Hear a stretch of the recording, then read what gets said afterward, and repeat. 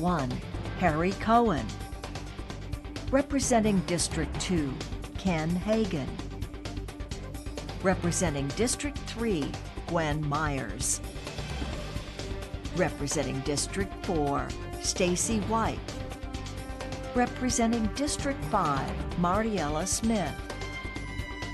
Representing District 6, Pat Kemp.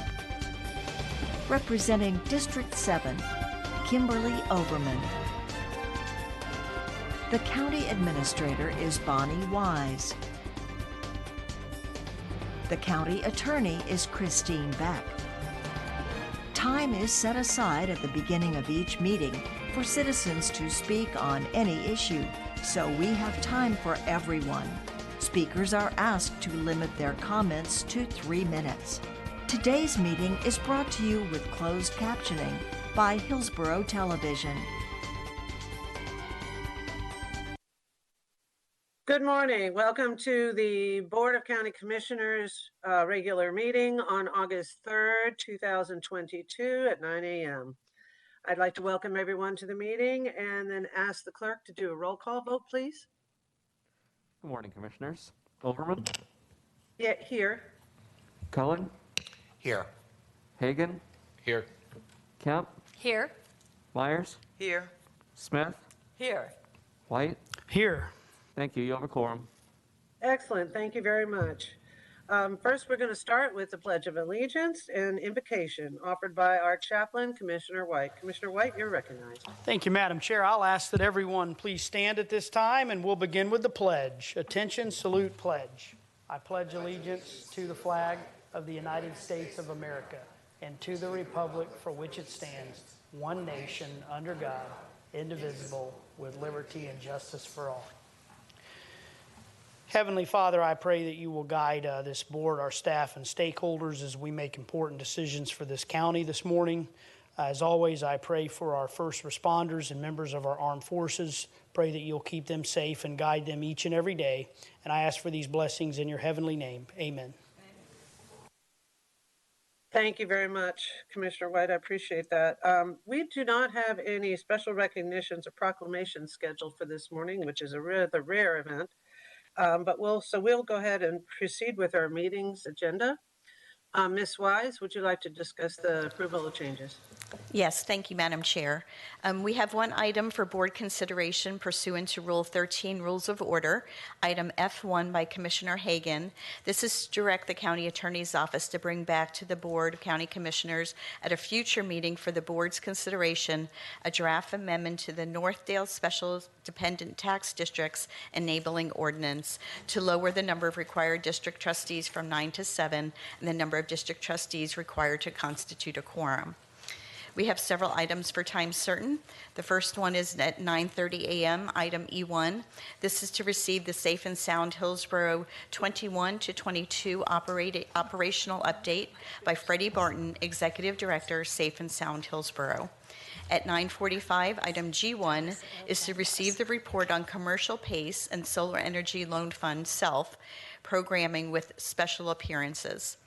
Item D1 at 10 a.m. is to conduct a public hearing to consider enactment of an ordinance pertaining to the notice period for termination of residential leases without a specific duration and requiring prior notice of certain residential rent increases of more than 5%. Those are the changes to the agenda. Move approval. Second. We have a motion by Commissioner Kemp, a second by Commissioner Myers. Please take a roll call vote. Overman? Yes. Cullen? Yes. Hagan? Yes. Kemp? Yes. Myers? Yes. Smith? Yes. White? Yes. Thank you. Motion carried 7-0. Excellent. Thank you very much. We have arrived at the public comment section, of which we have 45 minutes set aside for those that would like to comment on anything on the agenda or issues they'd like to bring to the board's attention. We value your opinions and in providing input to the board, and it is requested at the same time that you address the board that comments are not directed personally against any commissioner or staff member, but rather at the issues. This provides a mutual respect between the board and the public, and allows us to hear your concerns. The board is set aside 45 minutes, as I mentioned, and at the discretion of the chair, the board may again hear public comment at the end of the meeting in the event that we exceed that time frame. Anyone who wishes to speak virtually or in person during the meeting may do so by completing the online public comment form found at hcflgov.net/speakup. The form is open to the public to sign up 48 hours prior to the meeting, and an option is available to notify whether or not you'd like to attend virtually or whether you'd like to attend personally at the meeting. In addition, in-person speakers are able to sign up on site via kiosk or smartphone on the day of the meeting. For participants who wish to speak virtually who have completed the online form, you're provided with an audio number, a number to call in, and after the form is received by the county, and all speakers will be required to provide a name, email, and telephone number for the online form. This information is being requested to facilitate the public comment process. Sign-ups for both virtual and in-person speaking opportunities for public hearings or public comment close at 9 a.m. on the day of the meeting. And I'll call on the speakers in the order of which they came. In addition, if you're speaking on a public hearing item, you'll be called during that time frame to give your comment regarding that public hearing. The boardroom and the multipurpose room are designated for speakers only, and those who come to the county center to watch the meeting and not speak are accommodated in the lobby area. Only the first 35 persons are asked to speak. CDC guidelines strongly recommends that unvaccinated people and people with weakened immune system continue to wear masks. The multipurpose room is available for those residents who signed up to speak after the first 35. That doesn't really apply today because we do have 6 speakers that have signed up to speak on the items today. You'll have 3 minutes to offer your comments. The first 5 speakers that I have on the list are speaking on general items, and then I have 1 speaker that signed up for item D1, that's a public hearing. The first speaker on general items is Devesh, I'm going to mess up that name, I'm so sorry. Nirmal, I believe, is, and he signed up to speak in person.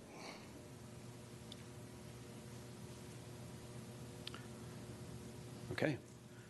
Good morning, Madam Chair and Commissioners. Devesh Nirmal with Counterpoint Sustainable Real Estate, Tampa, Florida. I wanted to indicate my support and the overall industry's support for the CPACE program being reauthorized. Specifically, the value proposition, to property owners and access to the tool to drive more resiliency and sustainability, which we all need to see in our community. This request is, to me personally, I grew up in Hillsborough County. I was passionate about sustainability from my high school through my grad school. I happen to have led Miami-Dade County's Office of Sustainability, Pinellas County IFAS Extension's efforts when they first got into this, First Service Residential Energy and Sustainability, and I consulted to USAID on its global climate change program before coming back to Florida. I can say with confidence this is a very pragmatic tool, and I did share with the Commission, I should note, a few days back, an email also with some case studies that kind of illustrate what is the marketplace transformation that's taking place. Typically, private property owners have very conservative payback thresholds, less than 2 years. They have often mission-critical allocation for their capital, or split landlord-tenant incentive are some of the things that get in the way of making these investments. PACE cuts right through all of those. And some of the case studies that I brought up actually referenced that. There was a Florida nursing home where they were able to increase the scope of their energy resiliency work 3 times by using PACE, and that way they avoided having to defer some of those improvements out to the future and not cannibalize just the low-hanging fruit. There was a hospital that needed to focus on hiring nurses and medical office investments versus their real estate, which is very energy intensive, and we're able to find $50 million of energy savings and water savings, et cetera, through PACE. How about an office building that went net zero through renewables, process controls, et cetera? However, what really drove the ownership too was the fact that the building's value was able to increase by roughly the amount of the equipment value, $3 million, immediately. And there are some other scenarios as well. So I would encourage the county to reauthorize in a way that syncs up with the state statute. What the state statute did was essentially balance the interests of the property owner, the banks, the PACE local government, and the PACE capital providers in a way that looked at the idea that there's all lender notification throughout the process, and there's lender consent for anything 20% of value or above, or if there's an energy audit that proves that the annual savings is more than what the investment is, the annual PACE assessment, then you can also exceed that threshold. I'm local, happy to be a resource. You know, I want to see this community thrive, and this is a great tool. Happy to answer any technical or detailed questions or policy. Thank you so much. Thank you, sir. Next speaker signed up to speak is Brent Anderson, also speaking on G1.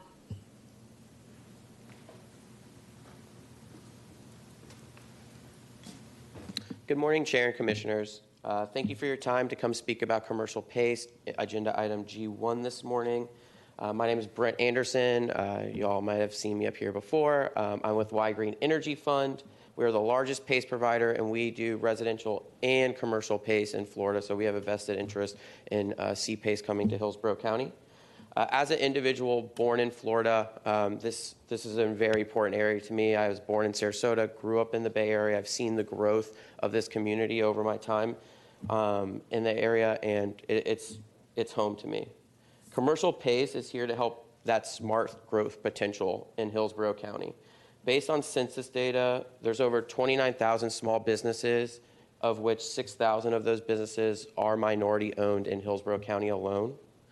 The CPACE program and Y Green are to help every business in Hillsborough County grow and continue to grow as we move forward. However, extremes like expanding lender consent past what is already established in the state statute really negatively affects these small businesses and these minority-owned businesses from being able to access these funds.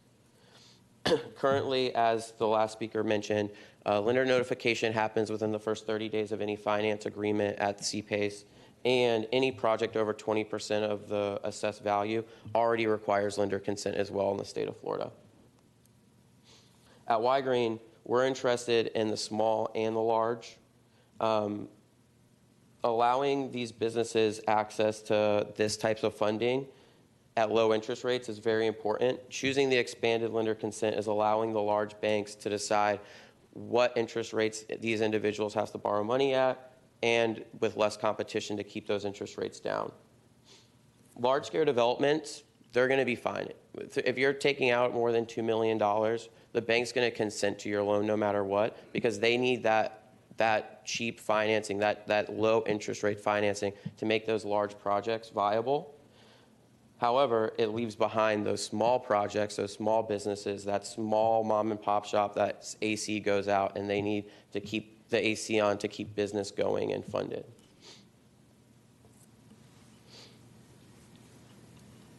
This is very important as well, because there could be a situation where an individual only could get our financing to help their business, to help get that AC, to help get that roof. If a bank turns them down or doesn't consent to our form of financing, they could be left to go to high interest credit cards to fix a problem in their business. The Washington Post released an article just today that shows credit card debt increased by $46 billion in our country in the second quarter. That's a very, very large number for people who, am I out of time? Sorry, everyone. Thank you for your time. Happy to answer any questions during the agenda item. Thank you. Thank you very much. Our next speaker is Gerald White, who's speaking on item B1. Mr. White, you're recognized.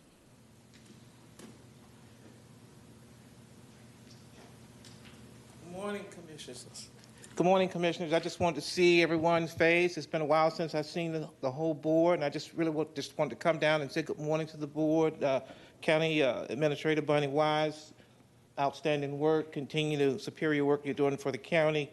Christine Beck for the County Attorney's Office. We're pleased with your service. Your team is just outstanding, and I just want to say thank you. And of course, my District Commissioner Gwen Myers, on your re-election without opposition. That is just a remarkable accomplishment in a county of 1.4 million citizens. So you are to be commended for your work on this board and keeping the county moving forward. And congratulations on your re-election to the County Commission of Hillsborough County, Florida, without opposition. God bless you. I'm here for B1. I want the board to stay the course. There's been a lot of talk out there about revenue coming in, money, tilts flowing. I think it's just temporary. You know how the economy is. Stay the course related to our funding of transportation, funding of our needs, funding of all our CIT projects. Just maintain the course along with all the municipalities in Hillsborough County. I'm pleased that the tax question has been resolved. Commissioner White, thank you. Thank you for your leadership. All the bodies of our democracy came to full fruition. And so your work is to be commended in that respect. But I do have one grievance, Commissioner Hagan. I have one grievance related to sports, the Tampa Bay Buccaneers. You look at the CIT, you look at all we've done for the Buccaneer franchise. They are not allowing folks to attend the practice at the training facility. Something has changed. I know there was the COVID and there was a stay away because of the COVID, but now the general population cannot attend the practice. I think you got to be like a season ticket holder or something's going on that has changed the fundamental relationship with Hillsborough County and the citizens and the Buccaneers. I want this commission to look into that. This has happened on your watch, commissioners, on this board's watch. Look into that. Make sure citizens can attend those practices. That's a fundamental agreement, I think. May not be in writing, but it's in our hearts. We want to attend those practices. You don't have to have a season ticket holder holdings to be able to attend those practices. Look into that, not just for me, not just for Gerald White, but for all the citizens in Hillsborough County, no matter where you live. At least one of those practices should be open to any citizen in this community, all right? We've done a lot for them, and we want to keep it strong. Thank you. God bless you. Good to see everybody. And Madam Chair, good to see you. Thank you. I have a great day. apologize for not being able to be there in person so I could see your smiling face. So thank you for being here today. Thank you so much.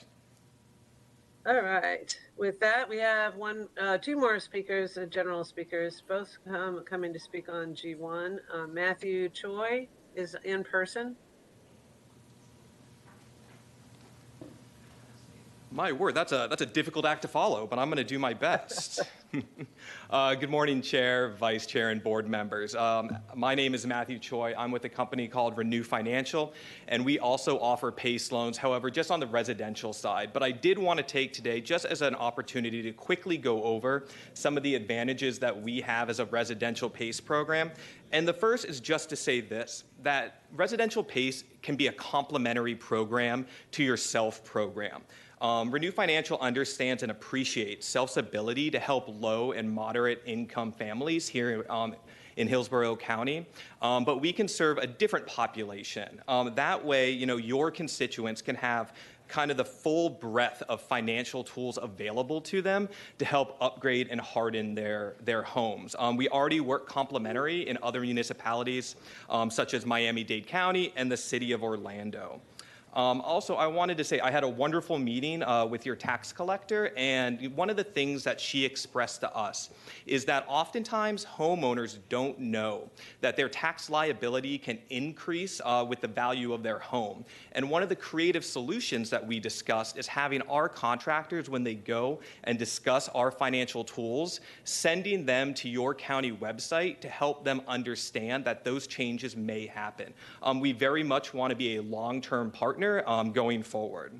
Additionally, I was just reading this morning that Florida saw 4 insurance companies that were put into receivership, and another 17 are warned of imminent downgrades. One of the biggest issues we find is that citizens can't find insurance in the private market. In fact, a lot of insurance companies right now are refusing to write new policies.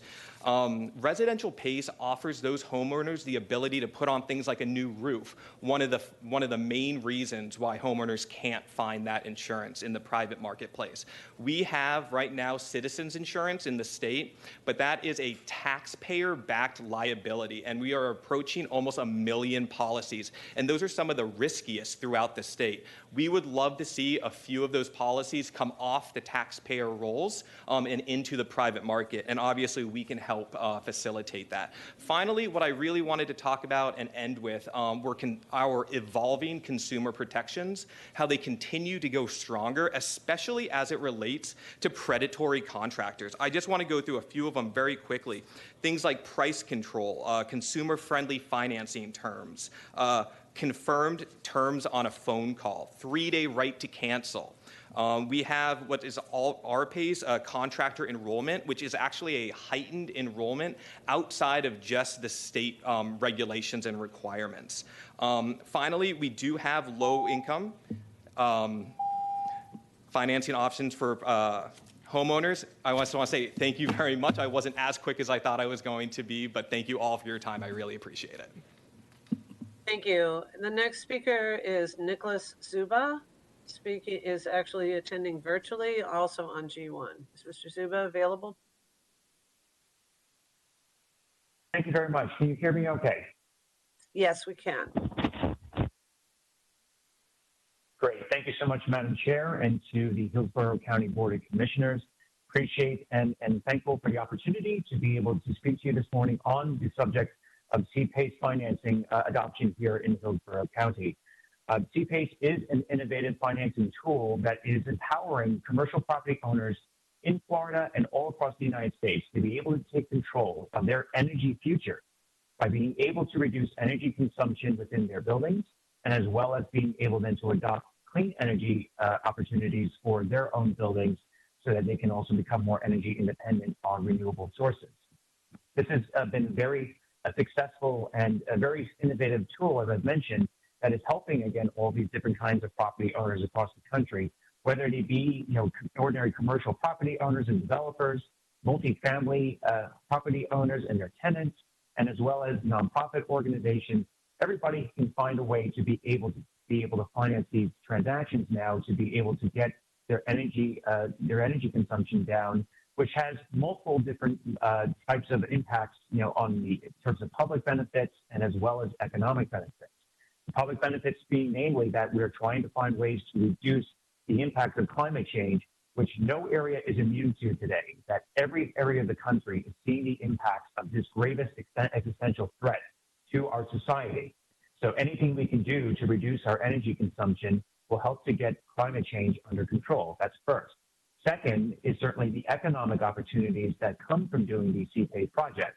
By reducing energy consumption, that leads and translates to a reduction in energy costs, which then can lead to more money going into the pockets of business owners to be able then to consider to expand and grow their businesses. So it leads to future job opportunities for local residents in Hillsborough County to be able to continue to have economic prosperity and to thrive.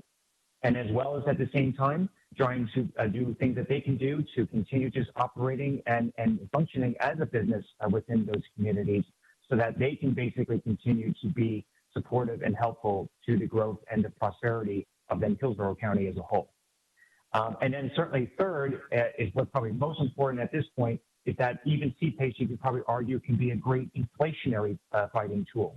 In terms of what we're seeing with energy costs are also continuing to rise alongside of all other different kinds of goods and services that continue to increase. And so anything that can be done to then create an opportunity to have a tool that can actually help with now reducing energy costs will be a very, very important adoption and an important tool to be available to property owners within Hillsborough County today to get what is now becoming an increasingly higher cost that is going to be burdened on them as a property owner today. So this tool is very important at the right time to be able to continue fighting climate change, providing economic local opportunities for these different property owners and business owners, and then as well at the same time being able to fight inflation at this point, of keeping energy costs down for all these different property owners. And so in conclusion, I urge the support of the adoption of CPACE in Hillsborough County because of all the potential benefits and opportunities that could come the way of local residents and as well as these the different property owners all throughout the county. Thank you very much, and I hope that you will support this initiative today. Thank you. That's the last speaker that spoke regarding items that are not a public hearing. We do have a public hearing at D1, and there is one person signed up. With that, we'll close public comment and consider the consent agenda. Move the consent agenda. Second. All right, I have a Commissioner Cohen, a second by Commissioner Smith. Please do a roll call vote. Overman, Yes. Cullen, Yes. Hagan, Yes. Kemp, Yes.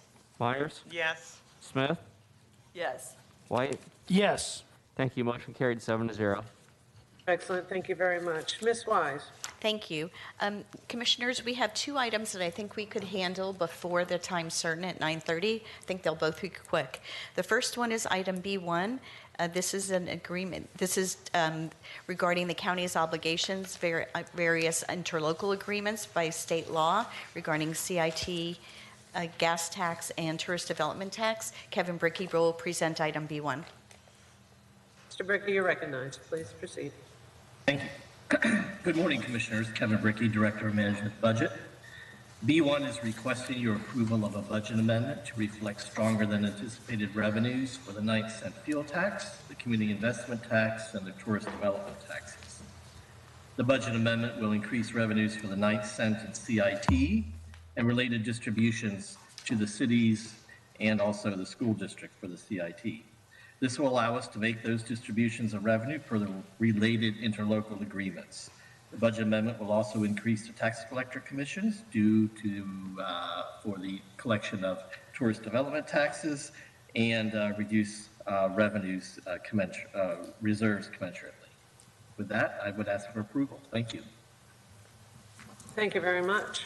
The benefit of having our economy recover and convention business and everything else that's occurred in the last 2 years is certainly paying off, and I'm pleased to see that. Is there any other discussion on seeing? Thanks for using WebEx. Visit our website at www. Second. We have a motion by Commissioner Myers, a second by Commissioner Smith. Not seeing any other hands raised, please call the roll call. Overman, Yes. Cullen, Yes. Hagan, Yes. Kemp, Yes. Myers, Yes. Smith, Yes. White. Yes. Thank you. Motion carried 7-0. Thank you very much. Ms. Wise. Thank you. The next item is Commissioner Hagan's item F1, regarding the Northdale Special Dependent District. Thank you, Ms. Wise. This will only take a moment. Like many other boards and organizations, since the pandemic, the Northdale Dependent Tax District Board has had difficulty drawing enough board members to conduct official business. What makes things even more challenging is their ordinance calls for 9 members, and according to the county attorney's office, the Northdale District is the only such board in the county that requires that many. All other boards require only 7 members. I was first approached by the board in mid-July. My office immediately got with the county attorney's office for their input and direction. DeBoer has done a great job working on this, and essentially what we found out was there's nothing in either Florida statutes nor our policy that requires a particular number of board members. The process to alter the ordinance would be just to direct the county attorney's office to draft an amendment for our consideration, then to advertise and hold a public hearing. Without changing the ordinance, the Northdale Board will not be able to conduct official business after October 1. That's why the sense of urgency in placing it on the agenda. And the county attorney's office and the special district liaison do not foresee any adverse consequences. So the motion is simply to direct the county attorney's office to bring back to the Board of County Commissioners on or before September 8th a draft amendment to the Northdale Special Dependent Tax District enabling ordinance to lower the number of required district trustees from 9 to 7 and the number of district trustees required to constitute a quorum. Second. We have a motion by Commissioner Hagan, a second by Commissioner Smith. Is there any discussion? Seeing none, please take a roll call vote. Overman, Yes. Cohen, Yes. Hagan, Yes. Kemp, Yes. Myers, Yes. Smith, Yes. White. Yes. Thank you. Motion carried 7-0. Thank you, board members. Thank you, Board. I appreciate it. Ms. Wise, we are almost there. Yes, I think with the introduction, it'll be 9:30. This is to receive a report from Safe and Sound Hillsborough for their 21 to 22 operational update by Freddy Barton, who is the Executive Director of Safe and Sound Hillsborough. This is item E1. Mr. Barton is on the line. Good morning, everyone. Good morning, Chair, and to the Board of County Commissioners. I bring you greetings from Safe and Sound Hillsborough and our leadership council. Mrs. Julianne Holt, our public defender, who's our board chair, extends her greetings as well as her thanks to all of the county commissioners for their support over the years for Safe and Sound to continue the work of trying to reduce and prevent violence throughout our community, specifically over the last 2 years to really address the rising uptick that we're seeing in gun violence. As we've worked together through all of our community partners, our residents, our local organizations, we find ourselves still thrusting at the forefront of change, trying to figure out solutions tailored to our communities so that one, our youth can feel safe, and two, that we bring our communities together for community-minded solutions. So before I begin this update, I wanted to just extend my thanks to all of you for your support over the years, and in particular to Commissioners Overman and Commissioner Myers for their continued involvement in our day-to-day programming and support of our events, especially as we transitioned from this pandemic and as we still are continuing to find innovative ways to connect to our youth, to our residents, to find solutions to the rising uptick that we see in community violence, specifically with our youth. So I first want to begin by saying thank you. We wanted to make sure that this board was apprised of all of our activities that we've had in the previous fiscal year, as well as some things that we're doing in this current fiscal year.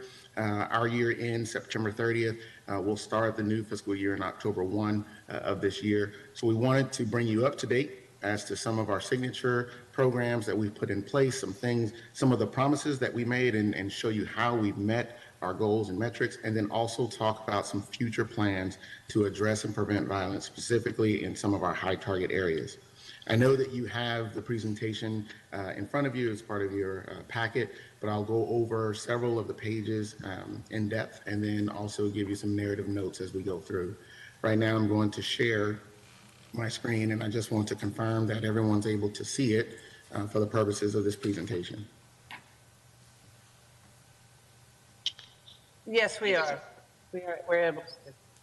Thank you. So I won't read through every slide, but I will go ahead and try to navigate this. As we welcome you, this is a hybrid report. So we have our annual report for our fiscal year 2021, but we also want you to know what's going on right now, especially because we've seen the rise and the uptick in community gun violence. So we wanted this board to know all of the things that we're doing, as well as some things that are being planned. This is not all inclusive of every program that we have, as well as some of the funding and leverage resources, which you'll get an updated report as this current fiscal year closes. But we'll also discuss some of the challenges that we face as we're trying to roll out programs and as we have current existing programs. As many organizations have felt the impact of COVID, we find ourselves looking for quality staff. We're looking for innovative solutions to address transportation needs for our residents and our clients and several programs. So we navigate some of the same challenges that many organizations have felt in the wake of this pandemic, but we still continue the work, and we can't do it without the support of this board and our leadership council and all of our community partners. The Board of County Commissioners and all of our interlocal agencies continue to stay committed to our efforts. We'd like to thank all of the members of our leadership council, our chair and our vice chair extend their thanks to you. Commissioner Myers has just put on so much work to make sure that her office stays connected and the county stays connected to all of our efforts. So we thank all of our leadership council members. They stay committed. We attend monthly leadership council meetings just about every month, and they hear from the community. We have presentations from community organizations, as well as our civic groups, as well as residents and individuals who are in part of our programs. so that the board members can stay apprised of all of our work and also give feedback and some technical assistance when needed. Safe and Sound was founded upon the premise that violence is preventable. For those who are not very well versed in Safe and Sound's programming, we take a public health approach at reducing and preventing violence. Understanding that we've been trying to stop violence ever since Cain killed Abel. So it didn't start overnight. It's not going to end overnight. But what we can do is look at four things. How do we improve the overall health and wealth of communities? How do we keep residents connected to services and programs? How do we improve physical conditions in our neighborhoods? And how do we work together with other agencies, our faith-based communities, our members of law enforcement, our civic groups, all coming together for a coordinated approach to reducing and preventing violence? Understanding that the only way that you can truly measure the efficacy of a prevention-based effort is to have a long-term commitment to it. Thankfully, this board has stayed committed to that effort and said we are here for the long haul, because we have to focus at the end on those who are most at risk. When we hear that term, at-risk individuals, sometimes we forget to realize that in 2022, all of our youth are at risk. If we do not put things in place to make sure that children have a higher quality of life, then all of our youth are at risk. So we focus on looking at the contributing factors of violence, and we attack that head on. Again, this is just to bring you up to speed at some of our signature programs. This isn't an exhaustive list, but some of the things that we've committed to this board as well as to our community. So we wanted to give you an update as to where we are with those signature programs, as well as where we're going or plan to go, and what other support is needed in order for us to really move the needle at reducing, preventing violence, and making sure that we see change happen in our community. Our signature and our flagship component and sort of our anchor point now for a lot of our programs is at our Kings Forest Recreation Center. In the world of juveniles, if a child falls into the juvenile justice system, he or she, upon arrest, will then go to the Juvenile Assessment Center. There, he or she is assigned a point score on their DRE score, and that determines what happens to them before they go to arraignment and start navigating their process. Some youth are sent home for outright release until they receive their court date. Some youth need some level of supervision while they're home awaiting for their court date. And some youth, because of their scores, have to be confined at our juvenile detention center. We knew that just by having youth right there in the juvenile detention center for up to 21 days leaves a big gap in their educational attainment and their opportunity to just move away and move far from the incidents that caused them to be there in the first place. You can imagine when you were in school and you missed a couple of days from school because you were sick, 3 to 4 days, you were significantly behind when you got back. Imagine the youth that's now out of school for up to 21 days. So we knew that we had to put an alternative to and another improvement to supervised release. And so we created our reporting center. It's a community-based effort where we have mentors that come to our center in East Tampa, in the East Tampa area. We work on academic credit achievement for our youth that come through. We make sure that if they're in school, we're getting them back on track. If they're not in school, we find solutions to get them back in. We have two major goals of this component. One, that during that 21-day supervised release program period, that the youth does not reoffend. We address recidivism head on by making sure we connect them to mentors. The second is that they don't miss our failure or have any failure to appears for any court-ordered sanctions, court dates, therapy sessions, or anything else. Right now, the average rate of reoffending on supervised release from a 21-day period is right around 11 to 12 days. What that means is by the time a youth commits an offense, if there is nothing put in place to monitor that youth and provide him or her with some alternative, that within 11 to 12 days, he or she is likely to reoffend. The reporting center serves as the conduit to change that. And over the last year, we've increased and improved our programming and expanded it so that we can continue to connect with the youth beyond that 21-day period. Commissioner Myers, I want to thank you for always supporting the reporting center, also visiting the reporting center and speaking to the youth. All 3 juvenile judges support the reporting center in its efforts, and I'll go over the numbers to show just how effective that we've been at providing solutions to them. It's important to note in the upper right-hand corner of this screen that the reporting center serves youth in all of Hillsborough County. Just yesterday, we served youth from Waimama, Brandon, Town and Country, Progress Village, West Tampa, East Tampa, and North Tampa. So even though we may see a nucleus in certain dense spots, we serve youth all over Hillsborough County. While we're very grateful to be able to do that, it also comes with severe challenges, which I'll discuss in a few seconds. We also know that during a 21-day period, it's hard to really impact the life of a youth. We wanted to make sure that we could stay connected with this youth beyond the 21-day period. So our public defender created the Juvenile Holistic Advocacy Program, which allows us to stay connected with the youth for up to 90 days. And we increase services by having attorney ad litem appointed to the youth's case to help him or her navigate through the system.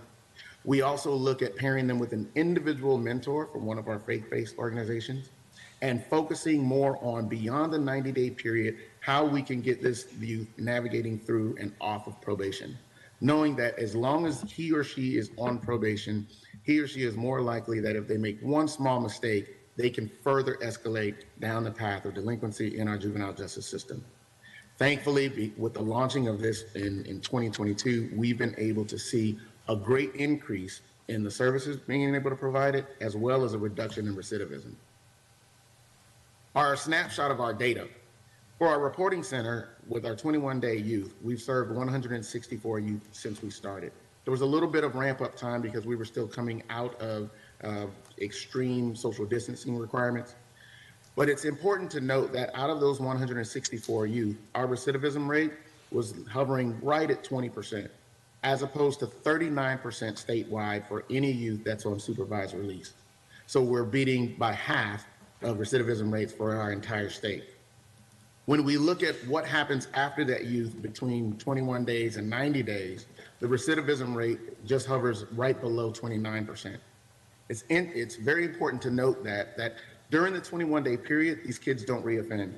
But as soon as they finish out, if there's no handoff or continuation of services, we see the propensity for them to recidivate through the program. So it's important to stay connected. We also know that two things, education and employment, are the great equalizers in the lives of our youth. So we make sure that we provide some opportunity or pathway for youth to gain part-time employment, and we've been able to secure some just in our pilot year. Beneath that, we see our Juvenile Holistic Advocacy Program, which is our 90-day conduit, as I spoke, that's parked out of the Public Defender's Office. We serve 96 youth, and we're looking at a 31% recidivism rate, as opposed to, again, that 39 to now 42% statewide. Still making sure that we serve as a model for programs that want to replicate services. Again, we've been able to provide employment opportunities, and we're tracking these youth as they continue to phase out. This is, again, not without its challenges. Transportation still serves as the greatest barrier for our youth. Our reporting center is located near the fairgrounds, and we serve youth all throughout the county. We have staff that pick up our youth throughout the county, but we're looking at how do we either provide transportation via van support or bus support, or find some way to really get more youth involved. We're extremely limited in the number of youth that we can serve daily. We know that we can double those numbers, triple those numbers, but more importantly, reduce our recidivism numbers for our youth if we're able to just get them to our center, get mentors attached to them, and navigate them through the process. Making day-to-day home visits is not enough. We have to stay continually connected to our youth, especially as we look at opening up the school year. As we look at reducing and preventing violence, we know that we have to continue to thrust mental health at the forefront of every conversation. When we look at the slight increase that we're seeing nationwide in suicide rates, we have to make sure that people know it's okay to not be okay. Safe and Sound launched mental health first aid training workshops for individuals and organizations for free, and we've been doing that over the last 2 years.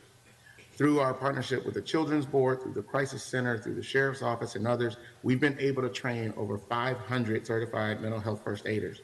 That allows them to identify the signs and symptoms of someone who's exhibiting some type of mental illness or impairment. To be able to provide that initial handoff of services, we are now providing mental health first aid for adults that work with youth, And now we've just recently completed certification to provide a mental health first aid workshop in person and virtually to teens who want to work with other teens. It's important that we continue this effort and we continue to find supportive funding so that we can also always provide this for free to our community. As I mentioned earlier, two things serve as the great equalizers: education and employment. Safe and Sound is the platform that the City of Tampa uses as part of the national My Brother's Keeper initiative, which focuses on increasing opportunity for boys and young men of color. There are 6 tenets under this program, and Safe and Sound focuses mainly on 2. 1, to make sure that youth graduate from high school, and that because we address violence prevention, that we ensure all youth remain safe from violent crime. We know that there are several youth in our community that get behind education-wise and with their credits. Every summer for the last 2 years, we just completed our one for this year, we take youth who are severely credit deficient, starting at 9th grade, transitioning into 10th, all the way from those 11th graders transitioning to 12. If a child or a youth is credit deficient by the time he or she gets to 12th grade, they are severely impacted in their ability to graduate and stay on track, therefore limiting their ability to have a high quality of life.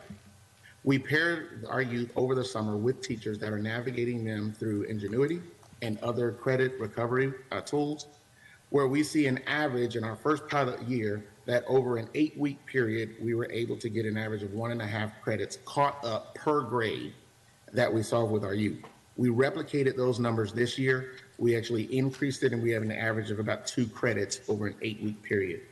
We know that summer is an opportunity for youth to let their hair down and not think about school, but we also know it's an opportunity for our youth to get caught up. This is a program that we actually do at our rec center in Town and Country over at St. Perone, so we're thankful to the county for allowing us to utilize that facility to continue the effort to keep youth on track so that we improve the quality of life for them as well as their families. In 2020, we know that the nation and this world were thrust into hearing 2 words, and that was social justice. Knowing that we have to address equity, opportunity, and leadership for all of youth and all communities, but specifically for our communities of color. We partnered with the Tampa Bay Buccaneers to launch a social justice initiative where we work with middle school students over at Young Middle, 25 to 30 now youth, and we pair them up with mentors from the Buccaneers organization. They interact with players, and the players serve as those leadership and inspiring mentor individuals to move on to the next level. Through our leadership component, we have seen 100% grade promotion. We have served over 50 youth in this program, and we continue to expand our curriculum and address family needs as well. In the upcoming year, we're going to have a family support network that's built into this program so that we continue to see, as our youth move from middle school to high school, they have the supports that they need to be successful. As every year, we have our scholarship recipients. We were able to provide 6 scholarships to individuals from our Hillsborough County schools to move on to secondary education. We've been able to provide over $25,000. So the funding that we raise and through our interlocal money, we want to make sure also goes directly to our youth. And not only do we provide the scholarships, but we follow on with our youth. This is our 3rd year providing scholarships.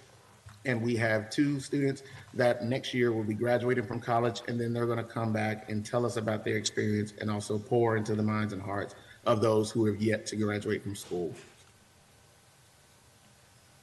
Looking at another contributing factor of violence, we have to make sure that youth continue to feel safe. We know that this county is very supportive of preventing human trafficking. We've partnered with our Tampa Teens group to bring messaging out to youth all throughout the county and address how to protect students from online predators, how to identify unsafe environments, unsafe situations, how to stay connected with youth and serve as peers and also ambassadors to keep safe against human trafficking, any possible scenario that's out there. I myself serve as a facilitator and coordinator of some of the workshops, and then we continue to help support our teen messaging components. We've been able to positively impact over 800 teens through our messaging campaign to prevent human trafficking. Again, addressing literacy and education, we knew that you have to start as early as possible. We cannot wait until a youth gets to middle school or high school to answer the question, why are they behind? We helped partner with a literacy initiative where we partnered with several barbershops throughout Hillsborough County, and we built bookcases, and we have books that are contributed and donated to those barbershops where youth read aloud. Instead of having individuals read to them, they're reading aloud on their books over multiple sessions. At the end of those sessions, those kids are given a quiz to check their reading comprehension, to check their literacy rate. And then at the end of that, those youth are incentivized. We've been able to say that over the last period, we targeted 75 youth in our program for the first year. We beat that and had 90 youth in our first year all throughout Hillsborough County. We'll continue this effort knowing that we have to increase the educational attainment of our youth as early as possible. As I mentioned before, our latest effort over the last year and a half to 2 years has been addressing the increase that we're seeing nationwide and also locally on gun violence.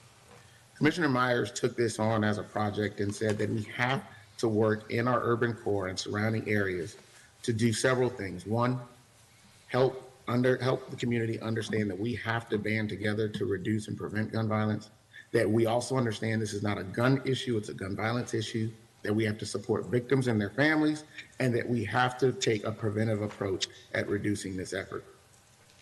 To begin that, Commissioner Myers held a series of town halls throughout different areas of the county to bring residents together, not to just talk about the problems, but to also put forth community-based solutions, and using Safe and Sound Hillsborough as the central conduit.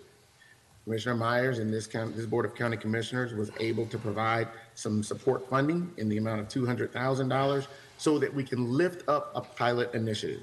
Knowing that that's just the start of it, we need to expand out.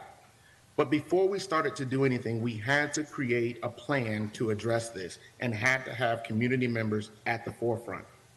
From January 1 to April 30th of 2022, we have already eclipsed all of the shootings, fatal and non-fatal, in all of 2021.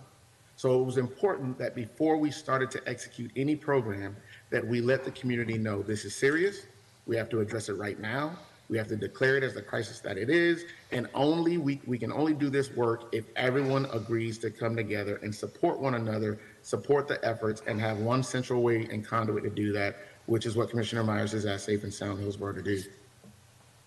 We are tackling this in a 4-part component: providing education and awareness throughout our community by putting events together that are designed to work with our youth and families, by creating a community response team similar to our mental health component, that when a shooting happens in an area of the county, within a 24-hour period, there will be a person that will connect Human Services, Department of Health, Children and Families, a mental health counselor or family support individual, and they'll be mobilized to move to that community to work with the family. Many times when we hear a shooting has occurred, we know law enforcement goes out to address the issue and find out who committed this heinous crime. However, there's not an immediate handoff of services and support for those family members who've been affected. So we're going to create that community response team, and I'll explain that a bit more. We're creating another expansion of our reporting center, our youth gun offender program, youth gun and weapon offender program, where any youth that gets arrested on a gun or weapon related offense, we're going to provide intensive services immediately upon their release from secure confinement, so that we track them for over 1 year with the goal that they do not reoffend within a full 1 year period. And the only way that we can do that is to have dedicated staff and mentors assigned to each individual youth. And then our final 4th component is our community collaborative engagement component. We know that there are several organizations that address preventing violence and gun violence in our community. And everyone has events, and everyone wants everyone to attend their events. We're going to create a shared community calendar so that we can streamline things and support one another so that we can have one unified message, starting with our joint PSA campaign. Over this past summer, we partnered in our education component with the Hillsborough County Sheriff's Office and the Corrections Transition Program and the Boys and Girls Club, where we talked about the consequences of choices and talked to our youth that were from middle school leading to high school on the importance of not committing violent acts, specifically with our guns and weapons, and that there are other ways and alternative ways to deal with conflict. We were able to serve over 100 youth over this pilot summer, just in over a 4-week period. And we look to expand that with continued support. For parents and adult members in our community, we're still continuing to provide gun locks and gun safes through our partners, such as Moms Demand Action, to make sure that, and not just to provide it, but also educate them on how to use that. Again, this is not a gun issue, it's a gun violence. How do we prevent accidental shootings? How do we prevent people from picking up guns in the first place because of anger? Again, our community response team, we're going to partner with our faith-based community, our family support agencies, our Department of Health, trauma-based organizations, so that we can provide immediate relief and support to those victims and their families. We're also partnering with the state attorney's office through their victims assistance unit to have an individual to help coordinate that effort as we move along. Our youth gun and weapon offender, we're looking at youth between the ages of 13 and 18. They'll be ordered to the reporting center for a long period of time via court mandate. Our juvenile judges have already signed and committed to helping work with us. They have to complete over 100 hours of dedicated programming within a 6-month period, and we'll continue to track them for 6 months after. So keeping them committed to a 1-year program, educating them on the awareness of what happens when a person has a firearm injury. Personal experiential awareness, having these youth go through morgues, having them go through the crisis center, having them go through a trauma center, having them go to a funeral home, having them to write their own eulogy and then read that out to their mom, their father, their guardian, and let them understand and feel the impact of what happens when a life is lost. And then continuing to move and work through our anger management, our life skills curriculum, our decision-making curriculum, and attitudinal changes curriculum component to make sure that these youth every single day are reminded of the effects of a firearm injury and how it can not only affect them for committing the offense and affect the victims, but families and the entire community. As we continue on, we've built in a process by which once the youth goes to court, we immediately are able to work with that youth and keep them on throughout the year. We've created requirements for them. We've created scoring criteria as well as a pathway to track their outcomes. With this new pilot initiative, we're going to look at 30 youth that have committed these offenses over the next 3 to 4 months. We want 80% of our youth to complete the program with less than 20% recidivism rate while in the program. We're having dedicated mentors. We're still working with our faith-based element in the community to really recruit more mentors. We know that we're going to need more than just one person to work with these youth who are committing these offenses, to stay with them daily, not a weekly or monthly dose, but a daily dose to continue to work with these youth so that they do not reoffend and decide to pick up another weapon in anger or for any other reason.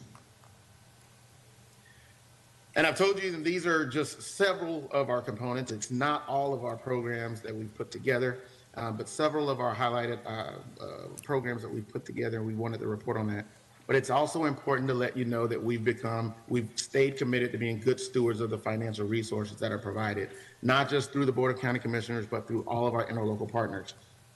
We track our expenses. We have our finance committee that works to provide financial reports to our leadership council. We also provide an annual audit. Our grant funding, we know that we have our interlocal partners, but we also knew that we have to look at sustainability and raising funds outside of interlocal. Our grants and our other committed contracts amounts have increased over the last year, and we'll continue to do that so that we have a lower percentage of interlocal funds and a higher percentage increase in outside funds, including grants, possible appropriations from state legislature if we can get those approved, contributions. We have our private partners such as the Buccaneers and the Lightning and other institutions that help support our efforts. We will continue to show that we are able to drive more revenue to help support programs. But it is also very important to look at our revenue just with the programs that we've highlighted. And we have worked with over 2,800 youth over the last 2 years. But we are severely underfunded, but we leverage the resources through in-kind and fundraising efforts. We know that we need more, but we're also going to work with what we have as we try to raise more. Once we receive that funding, we also look at our expenses.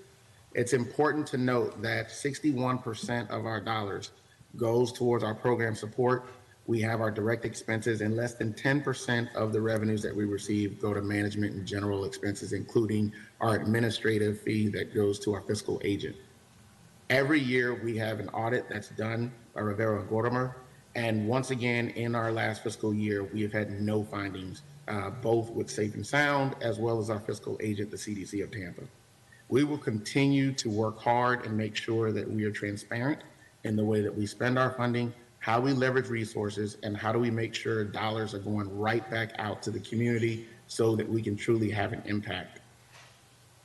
We can't do this without the support of our interlocal agencies and all of our community partners, all of the private institutions, all of the residents that come out and keep us honest as to what we say that we're going to do, and also for you and individual commissioners that say, hey, I really want you to address this issue, and let's find a way that the county can support you. So I want to thank you for keeping us honest, keeping us supported, and keeping us expanding our programs. Again, we cannot do this work alone. We have to work together to build strong families, safe schools, and healthy neighborhoods. This is once again a recap of our work in 2021 and 2022, as well as planned work that we see in our upcoming fiscal year. Mr. Barton, thank you very, very much for that extensive presentation. I have a slew of questions, but I'm looking to see if there are any comments from the commissioners or Commissioner Myers. Would you like to? Yes, thank you, Madam Chair. Just like to thank Freddy Barton for all that he does in helping our community. I don't know if you all noticed in one of the slides, the guys that had on the purple shirts are ex-felons. They're working for Feeding Tampa Bay, and they have the opportunity to attend some of the sites that we visit through the Boys and Girls Club. They've been in jail for like 38 years. And they're coming out and sharing their stories to individuals between the ages of 10 to 18 of what not to do to get themselves in trouble. And thank you so much, Freddie, for that partnership, because the individuals see firsthand how your life can be turned upside down with your family by making the wrong choices. And having our evening reporting center allow those individuals that are coming there to understand if you make another wrong choice, you could end up in jail. And so we're doing everything that we possibly can do to save just one youth, that they do not have to be incarcerated. So thank you again, Freddie, for all what you do and Safe and Sound. Thank you. Thank you. Are there any other commissioners that wish to make a comment? Okay, well, I would like to just say thank you for everything you do. You and your team of volunteers and mentors and everyone, along with your entire leadership council. We know that especially the last couple of years, have been enormously stressful for families and communities. Being able to offer what sounds like or looks like case management services to help with the mental health issues that are associated with the crisis that many families have experienced, bringing youth into a situation where they have mentorship and may be able to make better decisions. When people are hugely stressed, families are stressed, and budgets are stressed, that puts additional stress on communities that could experience gun violence or other types of situations, especially from youth, that honestly are setting a path for themselves for the rest of their life. And the work that you do is wonderful in that respect. I'm curious regarding your youth gun offender program, which I'm thrilled to see because we are experiencing that in many of our most vulnerable communities, but also in communities we never expected it, not only from youth, but also, in adults, and the way they seem to be responding to not being able to get along these days. That program is going to have, in my opinion, a lot more pressure on its ability to perform over the next several years, especially as we find housing dollars not as available as they once were to keep people in houses in their homes, and that may have additional pressures on it. what does your funding plan look like for that program alone? And are you anticipating the need for expanding that program, or what do you have allocated specifically for that program to make sure it's sufficient to meet the need? Absolutely. So thanks to Commissioner Myers and this Board of County Commissioners, $200,000 was set forth to launch this pilot initiative to address gun violence. A portion of that money is going to go towards this youth gun offender program so that we can hire a community coordinator and support staff. As you can imagine, that's very little to work with our youth. Plus portion, at least half of that money is going to support our other community programming efforts. We're already working, I've worked with county staff to talk about sustainability in the next year or two. How do we look at addressing that? When you look at the average cost to manage a youth through something, just our regular reporting center, you're looking at north of anywhere from 11,000 to 13,000 per youth that we serve, and that's before services are provided. We're looking at how do we take and leverage this 200,000 to start with 30 youth. But we know that there are two main expenses that we're going to have to cover. One is our transportation. How do we make sure kids are transported to us so that we can serve them every single day? Where we can't put that burden on mom when mom has to make sure that she goes to work, and we're working with that youth from the second he or she gets out of school all the way into the evening hours to make sure that they're protected. And the second is simply staffing, making sure that we have the staff in place. So we're putting together some type of ask list now. We plan to launch this youth gun offender component in October as a continued expansion of our reporting center. The one thing that we do have that's working for us is that we're going to park this through our reporting center. So we already have an engine that's moving. We have space that's there. We have mentors, but we know that we're going to need to increase that funding so that we can be true to our outcomes. We know that this is going to be difficult. You're talking about a youth that's 13, 14, 15 years of age that picked up a gun and fired a gun or stole a gun. And how do you track that youth for a year? And how do you make sure that you stay true to your program structure? So we know that we'll need more support for that, more funding support, more in-kind support, more mentorship support. But at least we're grateful for Commissioner Myers and this board to say, look, we've got to start somewhere. So what can you do with this? So we're working with that. So if your question is, hey, do you need more money? The answer is absolutely yes, so that we can hire more staff to work with our youth. Well, I knew that was a question you needed answered, but I also wanted to ask you about the transportation element associated with this. How do you go about coordinating with what transportation systems we actually have, which are limited, obviously, but are you able to use HART's regular bus service? Are you able to use HART Plus or any other resources that are publicly funded transportation assets? Or are you having to rely on private transport or private transport systems because of the lack of transportation resources that we have in Hillsborough County? Transportation is the #1 issue for providing services, not just for our center, but multiple organizations. When you think about next week, August 10th, school starts. We're working with our youth as soon as they get out of school. You're talking about a student that is down in South County at Leonard High School or Sumner or East Bay, and trying to connect them with public transportation to get to a center over by the fairgrounds, which is where we provide services. By the time he or she is able to do that, it's 7:00 p.m. by the time they get there, and we continue our programming through 8:30 p.m. So we need to get them there as early as possible. Right now, staff are having to provide transportation individually, including myself, to pick up youth and get them there. What we've been trying to work through with HART, with Sunshine Line, with other agencies is to see if, as vehicles are being cycled out, if there's a way to provide larger vehicles, vans or transit buses, so that we can pick up more youth. The only way that we can solve this issue is to have some way to get more youth to the center early as possible so that we can work with them. We also know that we serve youth throughout this 1,000 square mile radius. So we have youth that, again, yesterday we picked up youth from Waimama, from West Tampa, from North Tampa, from Brandon, from Progress Village. So you can imagine that route. So the challenge that we had with HART was or any other private agency is there's no dedicated route. for youth, because youth are referred and ordered to our center every day.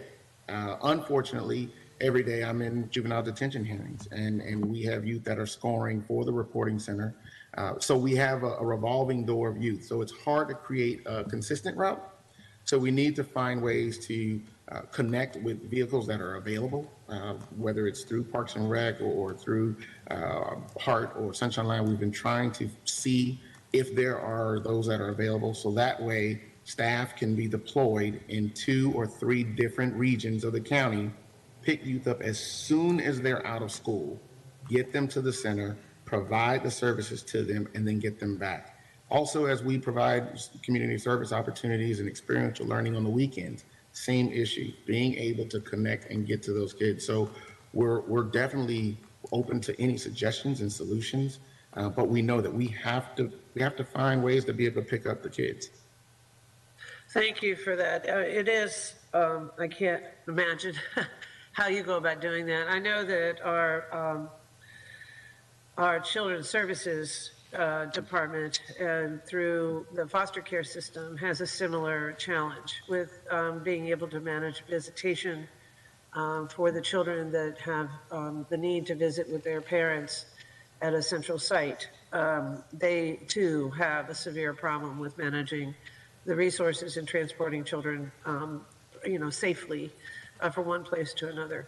But I would like to continue working with you on trying to find solutions for that, because I think that is a big barrier. And if we are able to, if we're able to invest in our transportation system to give HART a better ability to provide more frequent bus service around the county, which is there, it's just not frequent enough, to be able to serve some of these children that might be of value too. The question I had for you was on the area of the children that are in your system. Do you track the number of children that are either entering or about to enter or are already in the foster care system, and what percentage of the children that end up in the Safe and Sound programs have come from the foster care system? Do you have that information? We do track. The number is relatively low. The percentage is relatively low simply because of the issue that we just brought up with transportation, and also the lack of a stable environment to know where these youth are. If we're able to connect with a youth, if I see a kid in detention hearings and we know that they're in the foster care system, the first question I ask is there a way to know where he or she is going to be over the next 7 days? If there's a way to do that and they're not necessarily night to night, or even if there are night to night, if we're able to connect with that counselor or the case manager that's attached to them, then yes, we want to provide services. But we don't want to do a disservice to a youth and say that we're going to try to work with this youth to keep him or her on the right track and not be able to follow up and follow through because they're night to night placement. So it's by design that we limit the number of foster care youth. We would love to be able to provide services, but we have to first solve the bigger issue, which is housing stability and placement for youth. And that's something that it's not necessarily in our wheelhouse, so we didn't want to take it on. We are certainly willing to partner, but let other agencies handle that. And then as we find that sense of stability, we are more than happy to work with our dually involved youth. Excellent. Thank you very much, because it is in a population that we want to make sure it doesn't just grow into, our prison systems, which absolutely is obviously the goal that we'd like to avoid.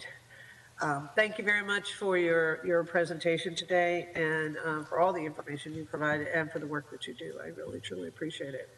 Thank you very much. With that, I have a motion to receive the report. Move for So approval. moved. Oh. Second. Okay, we have a motion by Commissioner Kemp and a second by Commissioner Myers. Please take a roll call vote. Thank you. Overman, Yes. Cullen, Yes. Hagan, Yes. Kemp, Yes. Myers, Yes. Smith, Yes. White. Yes. Thank you. Motion carried 7-0. Thank you very much. Ms. Wise. Thank you. The next item is item G1. This is pursuant to board request to receive information on the Commercial PACE program, the Solar Energy Loan Fund program, SELF, and also Commissioner White had asked for information about other home improvement projects and organizations that provide that information. So first we're going to have Frank Strom, who will present the item, and we have representatives from Commercial Pace and from Self available as well for the presentation. Mr. Strom, you're recognized. Good morning, Commissioners. Frank Strom, Consumer and Veteran Services. Item G1 is a staff report on the Commercial Pace Lending Program, the Solar and Energy Loan Fund, and information pertaining to local energy programs. First slide, please. On April 6, 2022, the Board of County Commissioners directed staff to bring back a report on Commercial Pace in response to Commissioner Overman's request for information about the program. Additionally, Commissioner Kemp requested an update and presentation on the Solar and Energy and Loan Fund. And thirdly, Commissioner White requested information on county-funded programs that provided for energy-efficient home improvements. I will begin my report by addressing Commissioner White's request, followed by a short presentation from Mr. Rob Perry with the Gulf Coast Program Manager for SELF. And lastly, we have invited Mr. Michael Yackey, Senior Vice President and Senior Counsel for Policy and Programs with Petros Pace Finance, who will provide an overview of the Commercial Pace program. Next slide, please. Within Hillsborough County, there are several local programs and 9 different organizations providing for energy-efficient home improvements. Under the county administrator, our Affordable Housing Department partners with the Owner-Occupied Rehabilitation Program, which works directly with the Helen Gordon Davis Center for Women, and with the Special Needs Rehabilitation, Demolition, and Reconstruction Program, which works directly with Rebuilding Tampa Bay. The county also offers targeted home rehabilitation and demolition reconstruction programs in East Tampa, Plant City, and Temple Terrace through the East Tampa Business and Civic Association. Additionally, under our Code Enforcement Department is the successful Operation Code Vet program. Operation Code Vet provides for the rehabilitation of existing homes of military veterans whose property may fall in disrepair and become sited. Some of those repairs may include roof replacement, exterior siding, wheelchair ramps, and appliance replacement. Other local nonprofit resources include the Corporation to Develop Communities of Tampa, known as the CDC, Habitat for Humanity, Rebuilding Tampa Together Tampa Bay, and the Solar Energy and Loan Fund, to name a few. Within our state resources, we have the Florida Housing Finance Corporation, State Housing Initiative Partnership Program, known as SHIP, and our Low Income Energy Assistance Program, known as LIHEAP.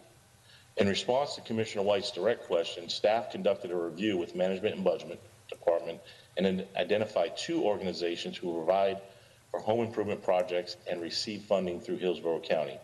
The first is our Corporation to Develop Communities of Tampa, CDC. The CDC provides for new home construction, rehabilitation of existing homes and property, housing counseling for first-time buyers, employability and training. Repairs include roof repair or replacements, roof soffit and flashing, hurricane roof fortification, and HVAC repair or replacements. Loans can be forgivable over time, and income qualifications do apply. Household incomes must be at or below the 80% of the area median income. Currently, CDC is funded through the county for FY22 in the amount of $400,450, and FY23 planned is $200,450. The second program is the Solar Energy and Loan Fund, SELF. SELF's mission is to rebuild and empower underserved communities by providing access to affordable and innovative financing for sustainable property improvements, with the primary focus on energy efficiency, renewable energy, and climate resilience in low and moderate income households. Hillsborough County currently funds SELF in the amount of $100,000. In response to Commissioner Kemp's request, Mr. Rob Perry, Gulf Coast Program Manager for SELF, is here today to provide a brief overview of the program and available resources to homeowners in need of repair or replacement. At this time, I'd like to introduce Mr. Rob Perry. Good morning, everyone. Thank you, Hillsborough County Commissioners, for having us this morning, Madam Chair. And I definitely want to thank you for your continued partnership with our organization. Again, I'm Rob Perry. I'm the Gulf Coast Loan Program Manager for SELF. And I've been here a little over 4 years. And once again, I want to thank you for having me this morning. You can go to the next slide, Mr. Shaw. There we go. Okay, so he just talked about our mission, but I want to talk to you, everyone who may not know about SELF, how we got started, how long we've been in business. We started in 2010. We were started by a gentleman named Doug Coward. He was actually a county commissioner over in St. Lucie County, and his mission was to ensure that not only rich people could afford energy efficient homes. He wanted to make sure low to moderate income families could have energy efficient air conditioners, new roofs when they were old, afford solar if they needed to. So that first sentence in our mission is what our CEO is all about. And that basically states SELF mission is to rebuild and empower underserved communities by providing access to affordable and inclusive financing to sustainable home improvements. So that is what we are all about. And I'm going to go now into a high level details of what we do exactly. So next slide, sir. All right. So there we go. All right, so lending for everyone. I'm going to talk about the differentiators between SELF and the traditional financial institutions or home improvement finance companies. So one of the biggest differentiators is SELF does not add anything to the tax roll. It's totally unsecured loans. All right, so a lot of times you'll hear companies say, "Oh, it's unsecured," but if they're adding more to that homeowner's taxes and that homeowner has a hardship, then that homeowner could actually lose their home just by adding a new air conditioner to their home. So that's one thing that we pride in. We don't put a lien on your home. We don't get the title to the car or anything like that. Our loans are strictly unsecured. Another differentiator is we have a proprietary underwriting process. So what we do is we will build the loan around our homeowner's ability to pay. So we're going to look at your monthly income versus your monthly expenses. We have no minimum credit score, so because we're basically looking at your pay history over the last 2 to 3 years, okay, just to make sure nothing major is going on. We have a lot of hardworking people, middle-class people that may have had some issues in the past, but they've been caught up over the last 2 to 3 years, so their credit score may not reflect their ability to pay. So those are the things that we're going to do that sets us apart. We build our loan around our client's ability to pay. So we also have interest rates as low as 5%, which is unheard of for an unsecured loan. I did 15 years in banking. I've underwritten everything from a $300 secured card all the way up to a $175,000 Porsche. So I know what interest rates are, and an unsecured interest rate at 5% is unheard of, especially when someone is looking to get an air conditioner, a new roof, or windows. So that's something that sets us apart from a lot of the other financial institutions as well. Another thing that sets us apart is we're going to manage that project for that homeowner from start to finish.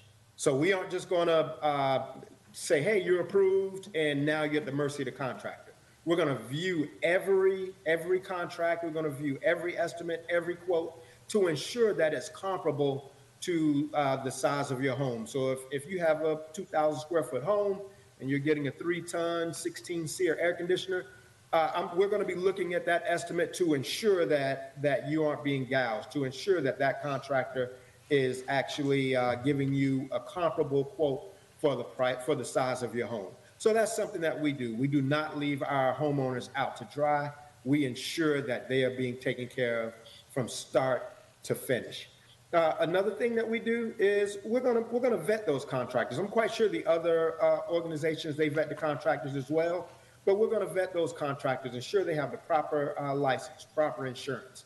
We're going to make sure that they don't have any liens against their license. We're gonna check their Google review, their Better Business Bureau ratings. We're gonna make sure that anyone going out to your home is going to do a good job for you. And we do allow you to choose your own contractor. And if you decide to use your own contractor, we will vet those contractors as well. Another thing that sets us apart is on the contractor side. We allow those contractors to use our financing at zero cost. So there's no dealer fees. We don't add points. So that way that contractor can use their lowest price. They can use their cash price. and that is going to help get that client, get that homeowner a lower cost on their job. So that is another thing that we pride ourselves in. And so you can go to the next slide, sir.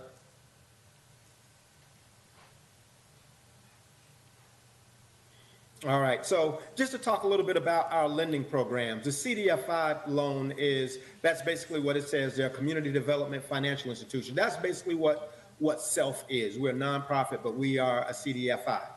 And that is where about 85% of our loans go. But I also want to talk about the other things we do, because a lot of people out there aren't sure, they aren't sure of all the things that we will finance. So we will finance, I'll go down to Kiva. Just a little note about Kiva. Kiva is a worldwide crowdfunding company. They actually work with about 10 companies in the US. The last time I looked, it was about 10. It could have gone up since I've looked, and that was maybe about 2 months ago. But they also partner with us on a part of getting our funds in for our clients. So the HALO is the home adaptation loan options. That is for our homeowners with disabilities. So we will actually finance wheelchair ramps. We will widen hallways for our clients. We will finance that for you. We will financing lowering cabinets in the kitchen. We will finance walk-in showers and tubs. So those are the things that we will finance for our clients and our homeowners that are in need of aging in place and disability upgrades to their home. Okay? The water quality loans. A lot of people weren't aware that we did these loans as well. Septic to sewer. We will actually finance lateral line replacements. We will finance irrigation systems. Anything to conserve water in your home, even major plumbing issues. We will also finance those items as well. The SEER and the CLEAR, those are two that if you were to call me, I would actually send you to one of my counterparts. But SEER stands for Sustainable Energy Efficiency and Resilient Loans. These are very important loans to our landlords out there that are looking to do energy efficient upgrades to their rental properties or their apartment complexes. So those loans will actually benefit them, and that is an excellent program. So any landlords that are out there, this will actually work great for you. CLEAR is our Clean Energy and Resilience Loan. These loans are flexible unsecured gap funding for green affordable housing projects up to 10% in new construction or NOAA. And NOAA, that is actually new. It's in our Miami office, and NOAA is actually natural. I'm sorry. It stands for I can't remember what NOAA said. It's natural occurring affordable housing. I apologize for that. But those two items, the SEER and CLEAR, those are the expertise of my counterparts. So if anyone calls me, any landlords out there, if you need me, I will direct you to them. So these are the things that SELF will finance. We finance anything that's going to conserve water, make your home more energy efficient, make your home more sustainable. These are the things that SELF is going to finance for all of your constituents in Hillsborough County. Next slide, sir.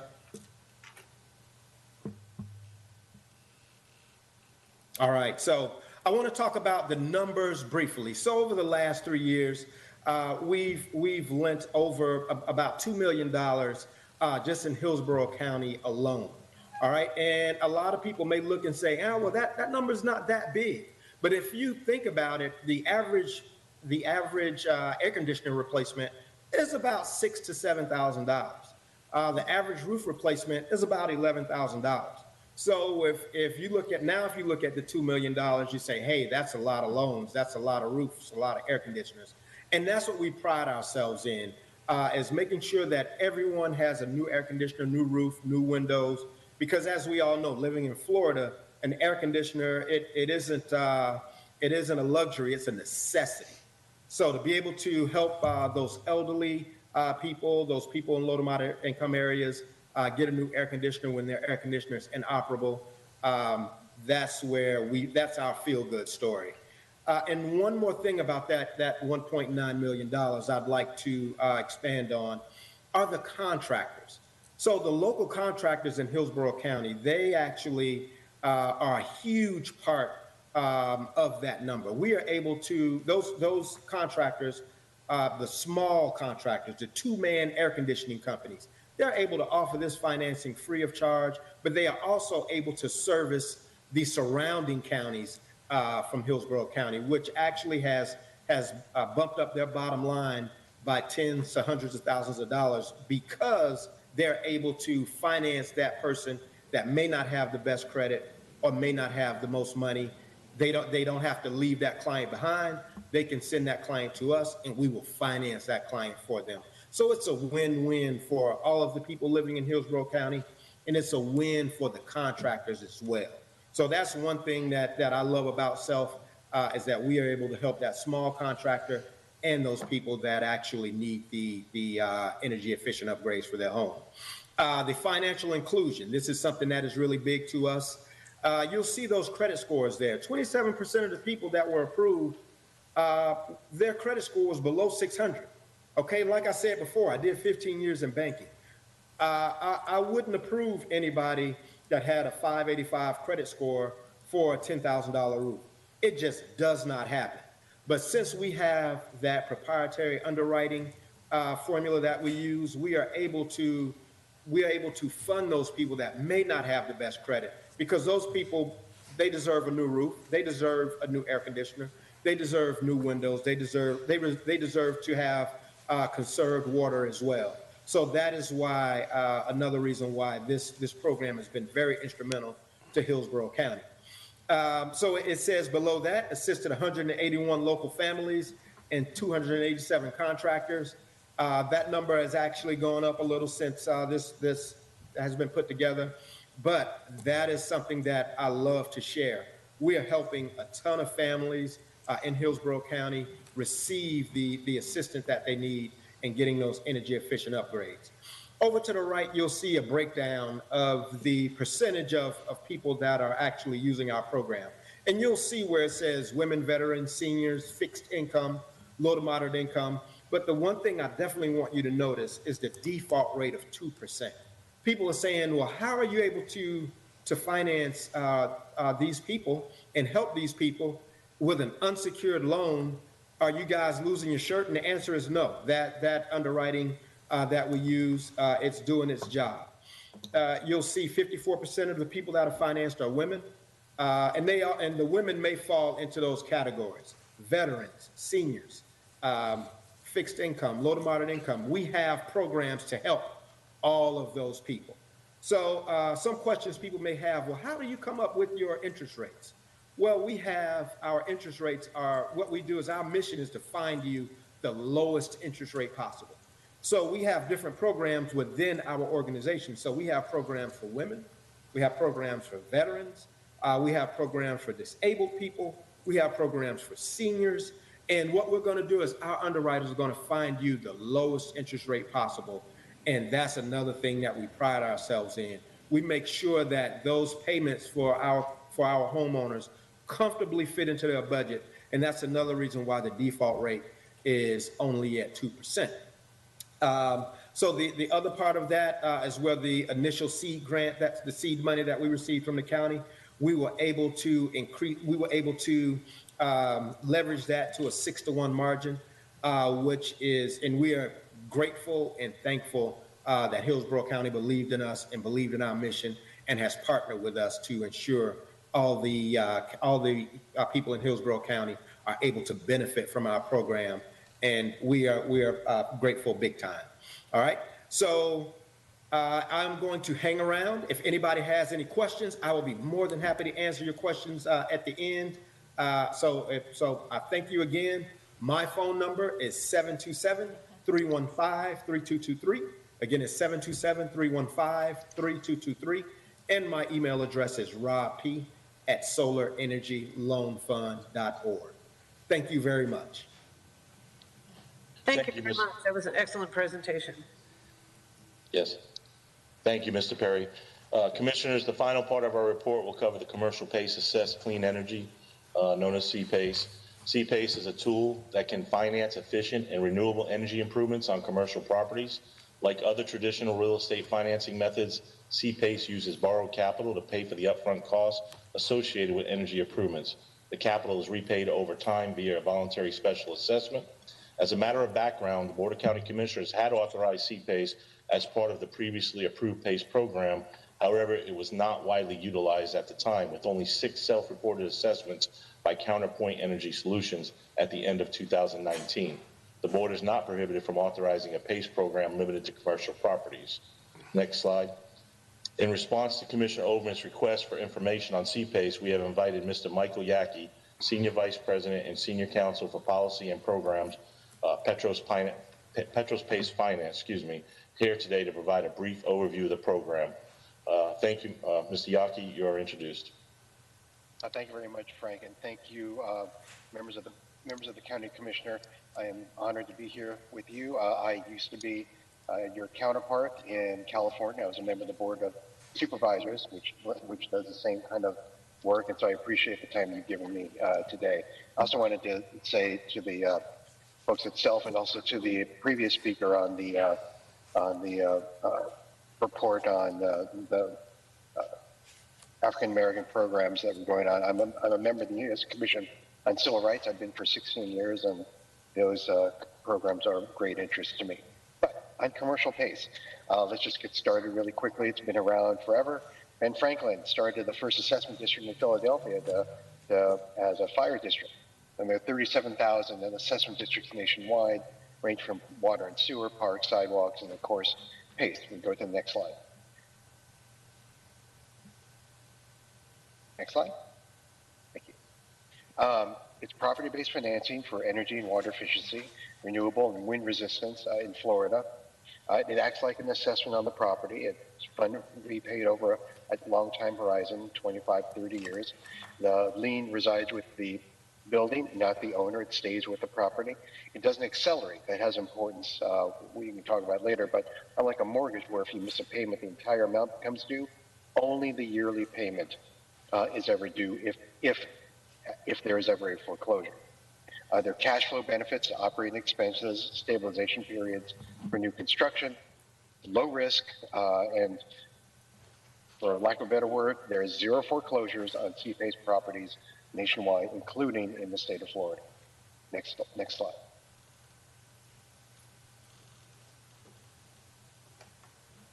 CPACE is authorized in Florida under Florida Statutes 163.08.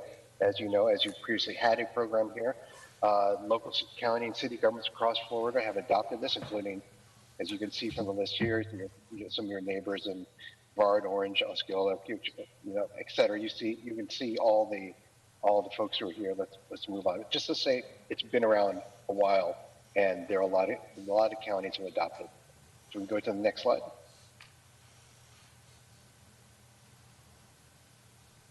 Now, this is the important part. Commercial PACE is only for certain types of properties.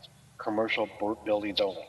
Office, multi-office, agricultural, hotels, retail, industrial, multifamily rental housing above 5 units. You see the lines do not connect residential. Residential is not part of commercial PACE. And all the commercial PACE programs that are commercial PACE only in the state of Florida, in their enabling resolution, define what properties are actually available to these categories: office, multifamily plus 5, industrial, retail, and agriculture. What we can see is that there are, in Florida, we have done a number of different projects involving multifamily, hotel, retail, and office, as have my colleagues who spoke earlier. Next slide.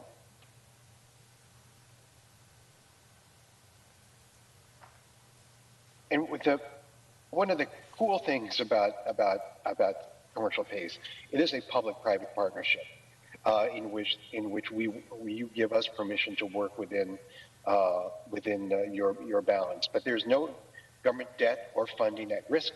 It solely comes from private capital. There's no obligation or liability.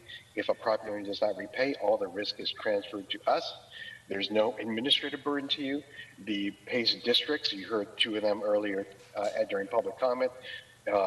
Petros works with FRED, the Florida Resiliency and Energy District. actually, which I created in 2016, and the Florida Green Finance Authority, FGFA. They're the ones who review, approve, and actually assess the properties. It's not your assessment. It's an economic development tool. You incentivize retrofits, new construction. It creates jobs in the local economy. And nationwide, there have been over 2,500 buildings, over $2 billion worth of financing for CPACE. Next slide.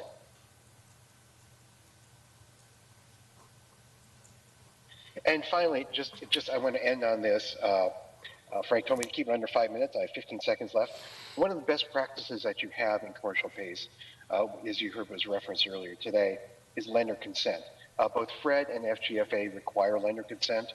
That means any secured mortgage holder on the property must say yes before we can provide CPACE financing. This enables sort of an additional layer of underwriting to occur to make sure that they're not over leveraged, they don't go underwater. This is because the bank or investor who knows that we're going to be jumping ahead of them in the priority of liens wants to make sure that what we do will not jeopardize their ability to get their money. So it's a very good practice, and Petros nationwide, the majority of the states that have commercial PACE require it in their statutes. Practically every program in the country requires lender consent as part of their program as well. I'm available to answer any questions. My name is Michael Yaki. You can contact me at 415-601-4008, or my email is myaki, Y-A-K-I, at petrospartners.com. Thank you. Thank you, Mr. Yaki, for your helpful and informational presentation. Commissioners, in conclusion, your backup material contains an in-depth list of resources available to our citizens for energy-efficient home improvement programs and lending options. Our Consumer Protection Division will continue to work with our citizens by providing education and mediation assistance as needed. This concludes my report. Our staff and our presenters are available for any questions you may have. Thank you. Thank you all for your presentations. I truly appreciate it. I wanted to bring the commercial PACE program back for the board's consideration, given that there is a level of underwriting associated with making sure the bank that has a loan already on the property, or the mortgage holder on a commercial property has a level of underwriting that is not available in the residential PACE program, but does appear to be available in the SELF program. So it's a much different arrangement. So part of what we had previously discussed when it came to using a PACE program for funding on doing improvements on homes was that there wasn't enough underwriting for having first lien position on the residential side.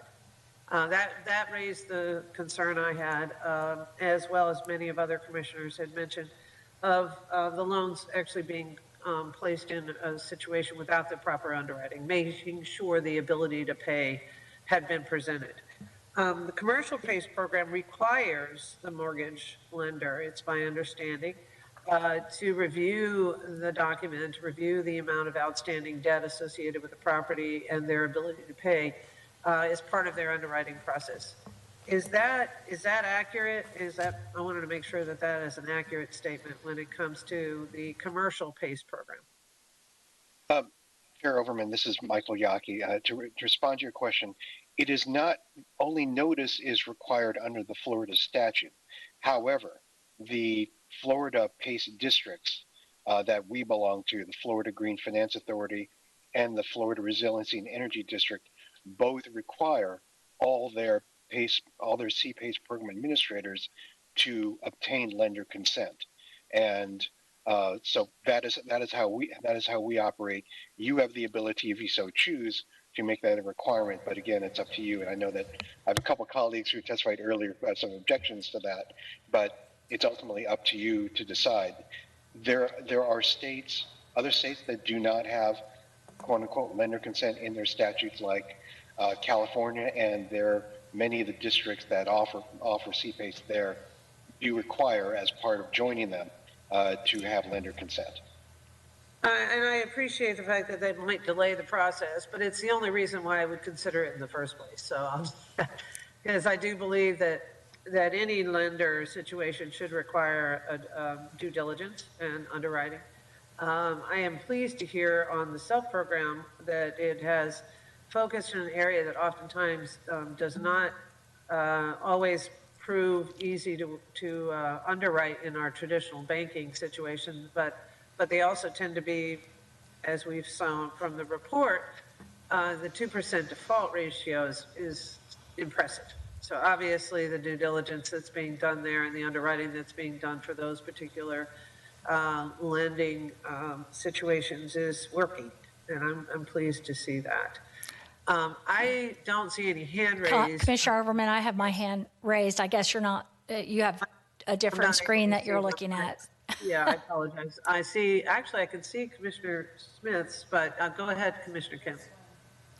Yeah, well, I have it on the other one. I've had it for a while, but I'll just a few things. I'll say I'm so pleased that SELF was able to present again to this commission and update them on this outstanding program that we offer here in Hillsborough County. And as you noted, the 2% default rate, but not only that, it's just everything that's done. It's a SELF bank that was built, I think, the last time, which was a long time ago, that they had some $7 million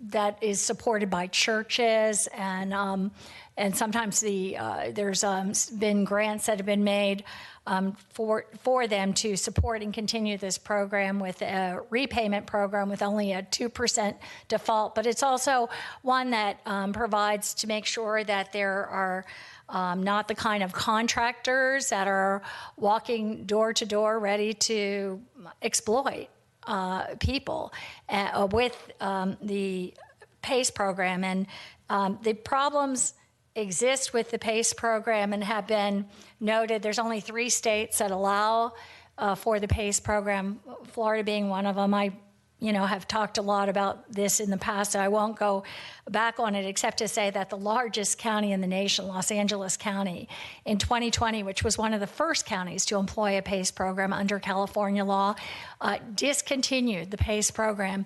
And I just looked again at the National Consumer Law Center, which was very involved in trying to end the PACE program in Los Angeles as well as all over California. Because they said the lawyer there was nationally, from the National Consumer Law Center, said that they can't provide sufficient protection for consumers with these PACE programs, and that the legal services in California have been overrun with complaints about PACE, including fraud, forgery, identity theft, price gouging, undisclosed cost and fees, and this is all quote, and unpermitted or uncompleted work. And it's just been, the Los Angeles set up a number, a hotline number, that if anyone had a PACE loan, that that would have to be called and confirmed by the county to review and make sure that it was legitimately done and that the homeowner knew. But even that kind of protection with information wasn't enough to they just said the oversight was too great and the opportunities for graft or for fraud were too great for them to do. So the county that first started it was the first one to end having that happen in 2020. And I'll just say we look like we. I'm really proud that we have the SELF program, but we also have other programs that I'd like to see people familiar with and directed to. With those, the PACE program is, I know that it puts forward as it's a sustainability and home improvement program, but really what it is just a financing program. They don't have contractors. They don't have staff except for financing. And I just think that that's important to remember. And the people that we heard from were people that were all in PACE financing programs now. One issue that I have, and I just did this just now on my phone to see if I were a homeowner in Hillsborough County and I needed help, I would. My first thing would be I would Google on my phone, my home computer, and say, "Hey, how can I have a problem, a homeowner issue with getting my house fixed? Are there any programs to help with that?" And so I just went to the Hillsborough County website, and and I would have said this before if I had known it, but I'd like to see one thing some of the programs are in there, like SHIP, but it's called the Center for Women's Program, which is it doesn't quite, this is right what's on our site apparently today on my phone at least. And so there's that, and there's the CDC, and they have some individual numbers. The SELF program is not on there as a resource, and I don't know what else might be missing or not there. I'm also wondering about a number that just, because as we know, a lot of people aren't used to, has several numbers listed on there, but I would think like a general number through our consumer department maybe, or however, that we could have, everyone could call in and get that number, or have just a general number, and then they could be referred to the different programs, or maybe vetted, or some kind of central way that they could, I think it would be, helpful for them instead of going through the individual programs and numbers. So it's just something that, as I was sitting here this morning, I looked at, and I maybe would have raised it before, but I didn't really realize it. And I think it could be really helpful. And also, I don't know if, I'm not even sure in terms of business if some of these serve small business, but I think for the most part, for businesses, the PACE PACE program and loans that are made would not, any businesses have much more opportunity and resources, I think, to do a better loan in terms of the terms or the contract or anything else. So I'll just put that out there, and we can see later about the program. I see Ms. Wise just shaking her head. I know she would think that that's a good idea too. So I'm glad we had the opportunity, maybe that I had the opportunity to just Google that and check it. Commissioner Smith, you're recognized. Thank you. And first off, I would say I'm very impressed by all the many options for small loans and financial help for building improvements here in our county. And thank you, Commissioner White, for asking that to be incorporated in our report. And thank you, Commissioner Kemp, for Googling it for us. But there are, a lot of really good options in our county. We do a great job of helping people who need help. None of these programs add the excessive fees of PACE. None of them require the county to put a tax assessment on the property. None of them have the county putting a superior lien on the property with the threat of foreclosure backing up the collection of the payment. The original board action in 2020, August of 2020, was a motion to discontinue PACE in Hillsborough County. Was on a motion by Commissioner Miller, and the board moved unanimously to dissolve PACE because at that time, we were informed, and I did a lot of research and found out about the scam artists taking advantage of those that are least able to afford it through the PACE system, and then having it billed as a county program, sold as a county. Hillsborough County is offering these loans, and then oh, Hillsborough County may take your house away. And in fact, the last time this was revived after we eliminated it and brought back, we had our county tax assessor come and testify to us and tell us that yes, it's been causing foreclosures in our county, and she, helped us understand all the reasons why it's a terrible. It's not something that we want our county to be involved in. We had letters in 2020, a very compelling letter from someone whose sister was victimized by the PACE programs and their vendors. And we've also had, over the course of having this hashed and rehashed, we've had public comment and letters from the Greater Tampa Realtors on the predatory practices and getting into the real details of why these superior liens are a problem for people who can least afford it, that they can't get subsequent loans on the property until this lien is paid off. And yet, in some cases, you have to pay a 5% fee to pay off the loan early. I mean, it's just, and then our county has to tack on fees, service fees to process this, because it puts our county in the middle of these loans, like we're in charge of these, predatory, high interest rates loans, and we're in the position of collecting them, because at the end of the day, it's a tax assessment. So whether you're a home or a business, and of course we have had very, very few businesses ever apply. Nobody likes having their taxes raised, and this is actually raising your tax bill and tacking on additional fees. I mean, it's just the only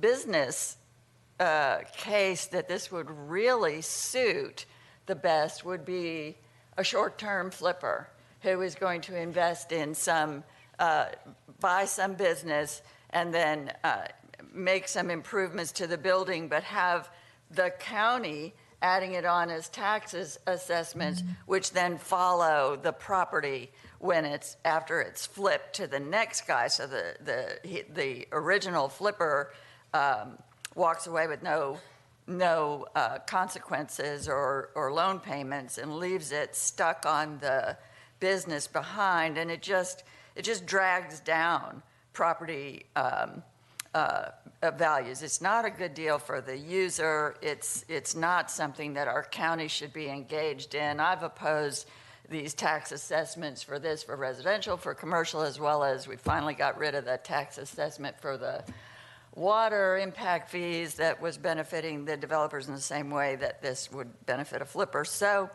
I'm thankful for this extra opportunity to understand really that we do have wonderful alternatives for people who need help with a small business or home improvement loan, and glad that they don't have to resort to PACE financing through the county tax assessment. Thank you. All right, thank you. I just wanted to remind the board there was no desire to discuss the residential PACE program in my request to bring this back.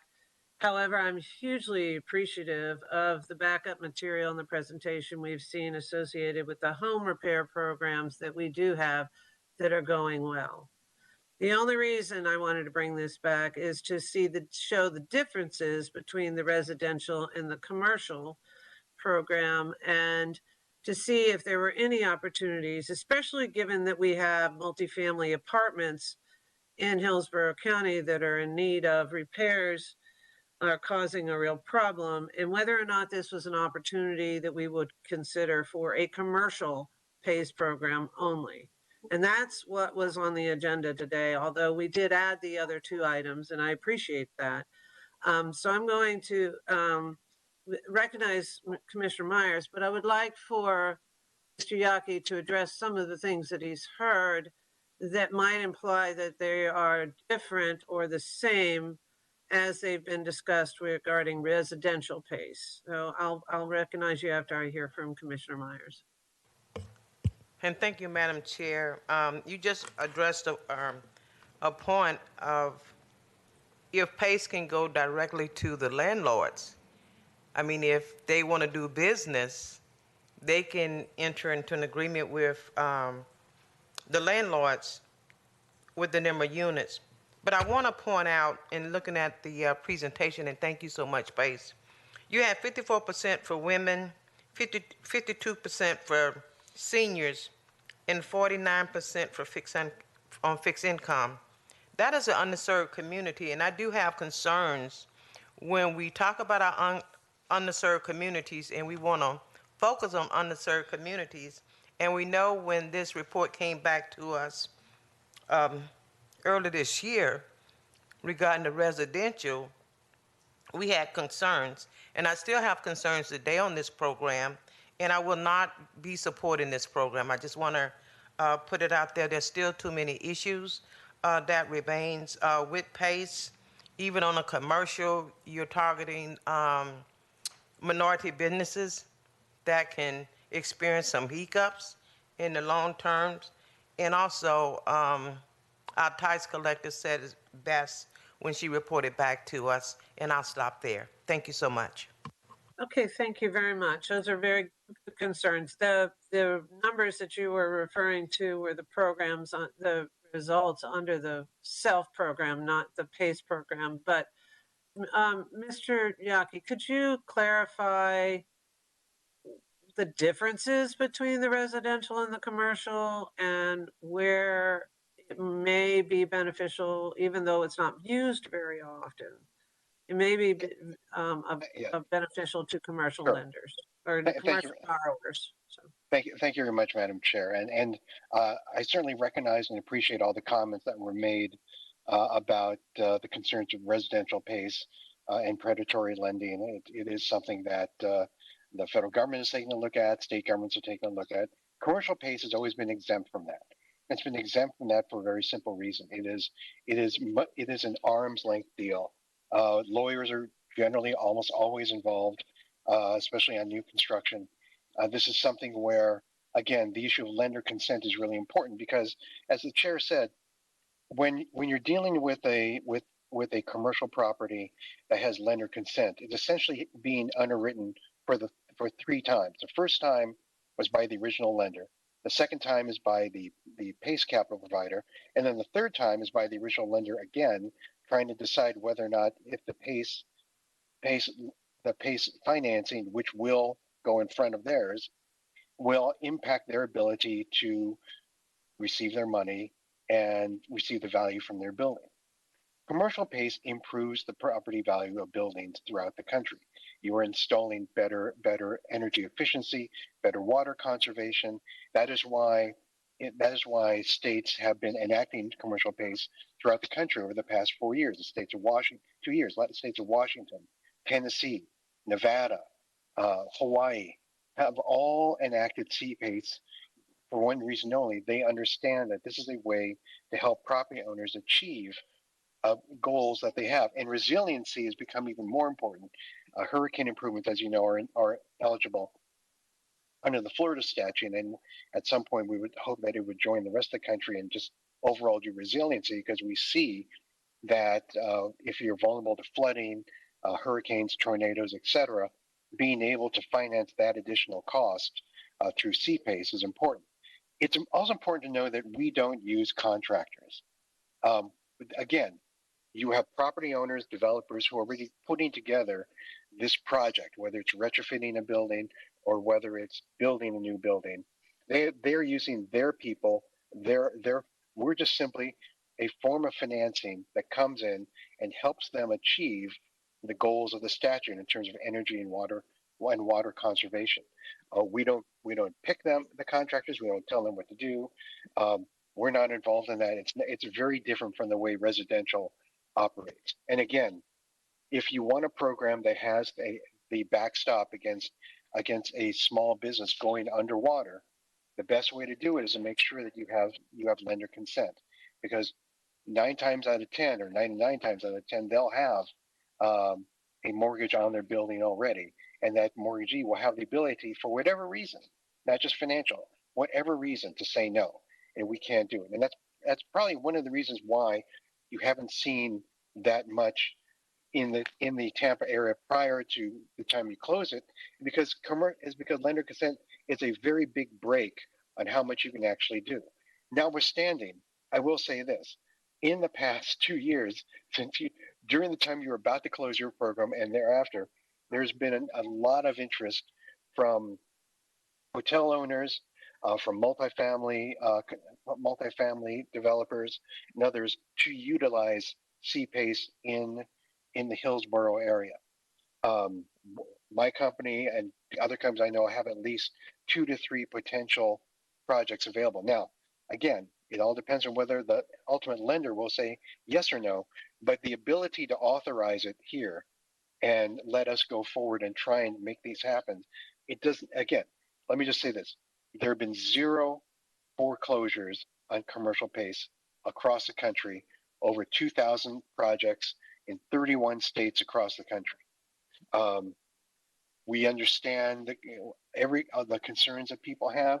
I certainly understand them, having been in local government before, but commercial PACE, properly done, can be very successful in Hillsborough. And I can say for a fact, there are a number of property owners, I know, contacted some of you already, to say they would like to see this go forward. This is not predatory.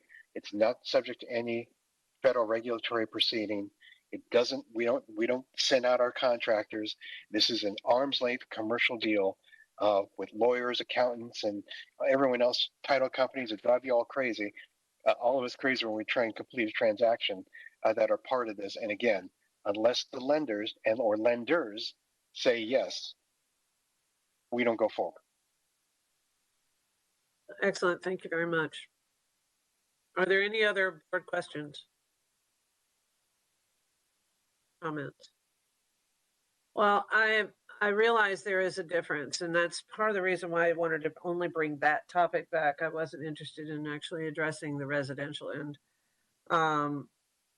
And I do see that there is an opportunity to assist businesses in financing. And given the differences between the residential and the commercial PACE program, the one thing that I did want to assure that if we considered it again, that it include the protections that was described in earlier about being approved and assess the properties under the FRED and the FGFA. Is that's the term? Those provisions to assure that, again, the properties are assessed properly, and as well as the due diligence is there. Given that there is a consent agreement between the property owner and the mortgage holder for moving that loan forward. Previous reports that we've gotten from our tax collector, I believe, that was related to residential, and I'm not sure that we've got the details. Actually, Commissioner Smith, you brought up the tax collector's report. Did that also apply to commercial in your either recollection or research? I didn't have that information. The largest point was that people could get foreclosed on, because that's how this works. That's the only way this works, is for the county to hold a superior lien and for the payments to be collected via tax assessment that the county collects. So, of course, our major concern was people being thrown out of their homes onto the street. But the same thing applies to commercial loans if it's collected in this way as a tax assessment with the additional fees, with the county threat of foreclosure being the collection mechanism. Okay, that's a very good point. Mr. Yaki, can you address that question? Sure. One of the things that I would ask, that we often ask all the tax collectors is, what is the rate of commercial foreclosure in your area? And it's always going to be extremely low compared to residential. And in a lot of counties, it's almost non-existent for one very simple reason. That is the commercial person who owns the paper on the property almost always steps in to cure it, to pay it off, so it doesn't go to foreclosure. And commercial pays functions very much the same way. And one of the reasons why lenders consent to it is because, like I said, unlike a residential mortgage or a lot of commercial mortgages, if you miss a payment, the entire amount does not come due and forward. It's only that year's collection. So you'll often have, as with anything, with delinquent property taxes or what have you, the commercial lenders will come in and cure that to keep the property because they don't want a foreclosure. They don't want to see it sold because they'll lose their entire investment in the property. So that is why there are no foreclosures across the country, despite the terrible time that we had after COVID hit and the COVID recession. You've not had any uptick at all of commercial pace foreclosures in the country. Okay, very good, very good. I see a staff member has their hand up, and I can't tell who that is. With a question, a member of our staff. Emerald Parker.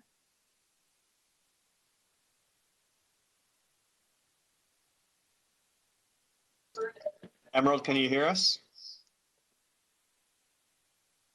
It shows that you're unmuted, Yes. but your mic's Yes. not. There you go. This is Emerald. I'm representing Hillsborough County Tax Collector's Office. Excellent. So if it's a business and it's a tangible tax, they don't go to foreclosure. It goes to a warrant hearing. So each year is independent. So in that case, the taxes do become delinquent. And in that particular case, I just wanted to address, because Mr. Yaki mentioned about the taxes, they are independent. So I just wanted to address that. It doesn't go get foreclosed on, it just goes to warrant hearing. Excellent. Thank you very much for that input. That was very helpful.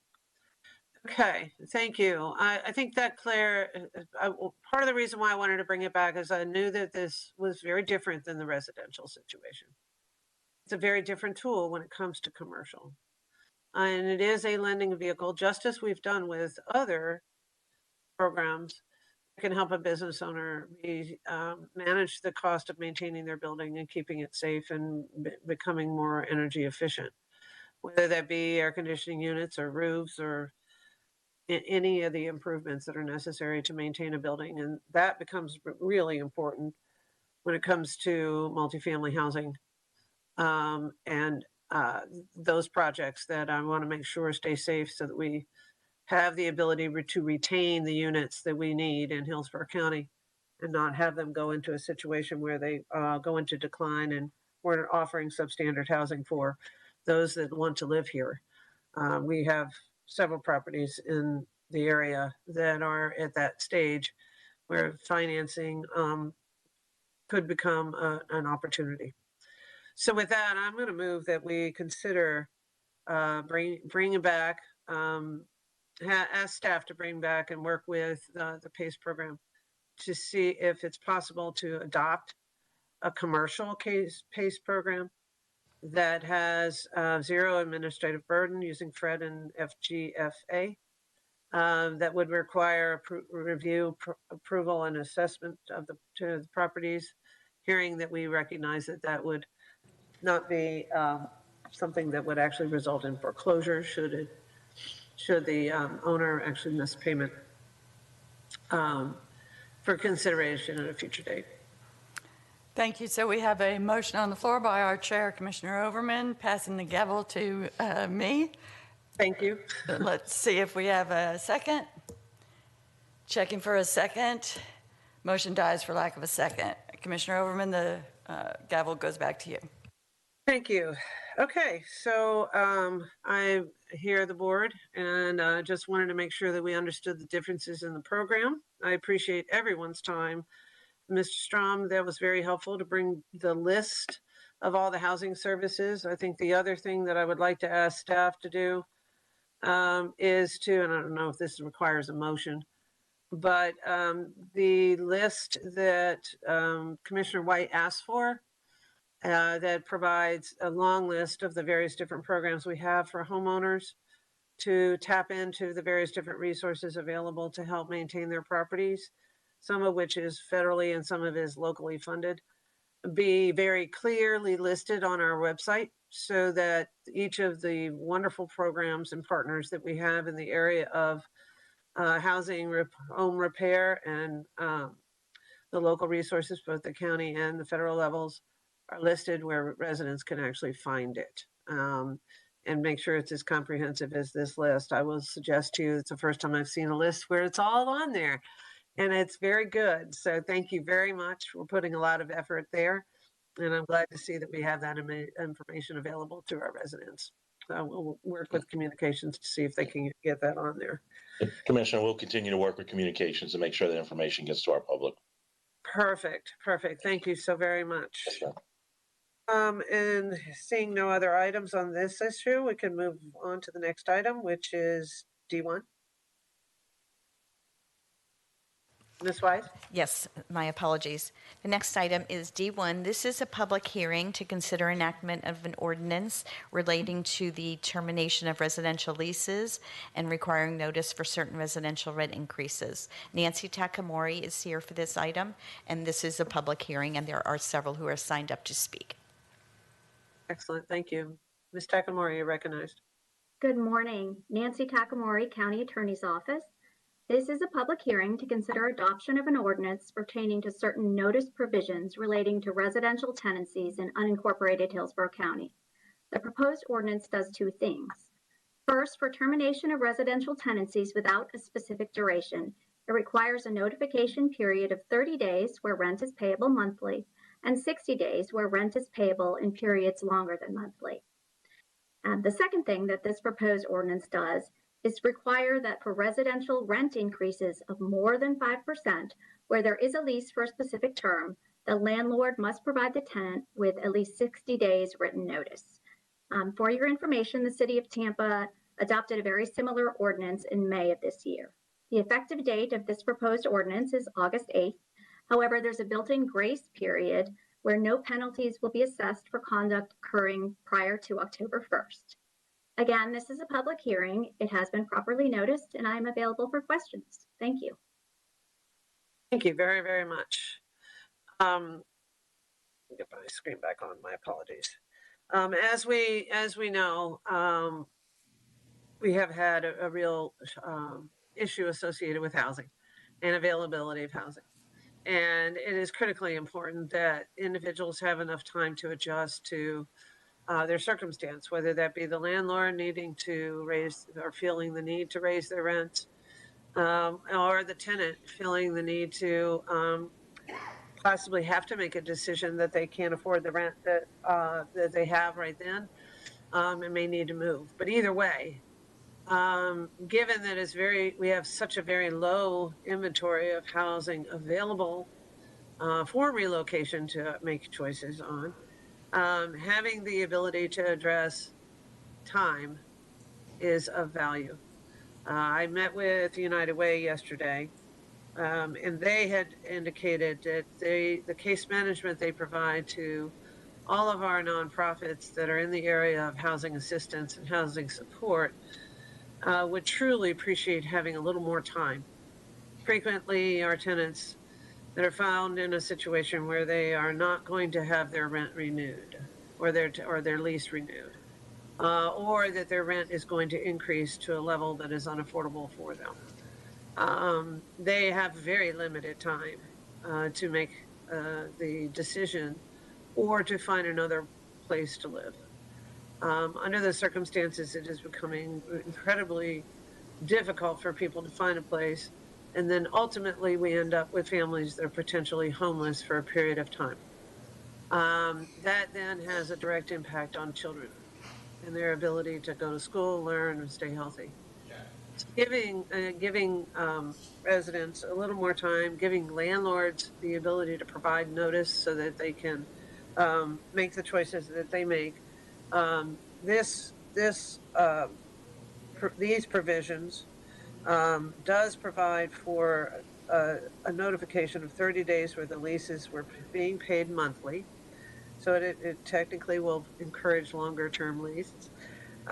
60 days for leases that are payable that are longer than monthly. So if you've got a 3-month or 6-month or an annual lease, it does require 60 days. And it also requires an increase of the rent if it's a notice if the rent's going to be greater than 5%. All of these items give our industry an opportunity, our rental industry and our tenant families, an opportunity to make some adjustments as needed. I wish it were able to be longer, but that's what we found within the law that we could provide. So I don't see any hand raised from the board. Madam Chair, we have Point of order. comments. Yes, we have public hearing. That's exactly right. So I'll open the public hearing and open it up for comment. The first person to sign up to speak is Robin Lockett.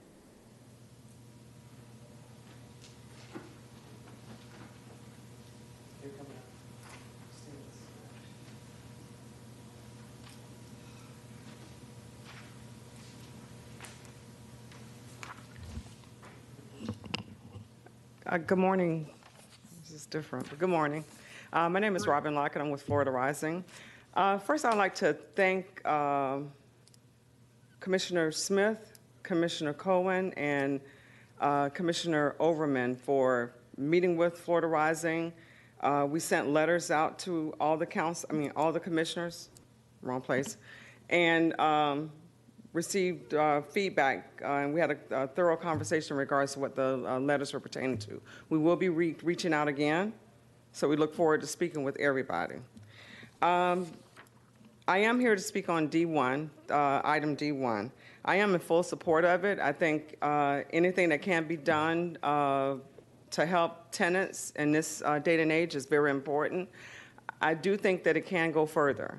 I think that 60 days is the talking point of what everybody is doing right now and creating. I think 120 days, because when you're in this situation, your rent is being increased and you still have to pay the current rent. You have to do the filing, pay for application fees. So it's everything that you're dealing with right now on top of you looking for somewhere else to live. And with the market the way it is, there's nothing out there.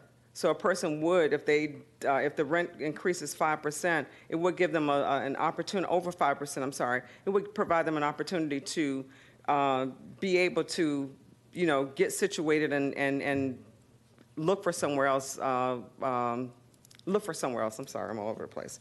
So I do agree with it. I think the fine enforcement, I think $500 is too little.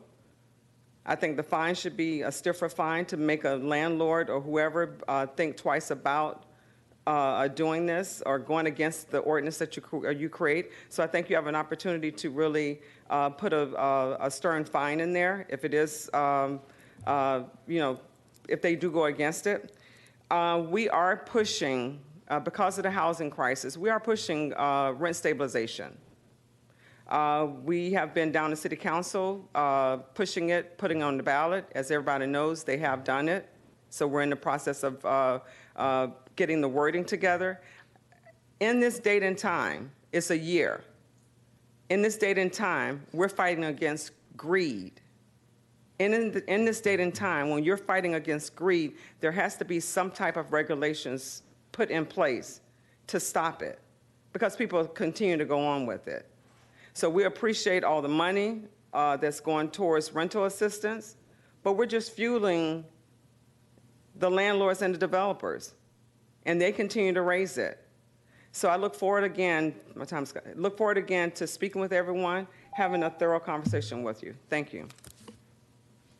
Thank you very much, Mr. Lockett. I also have Chloe Coney.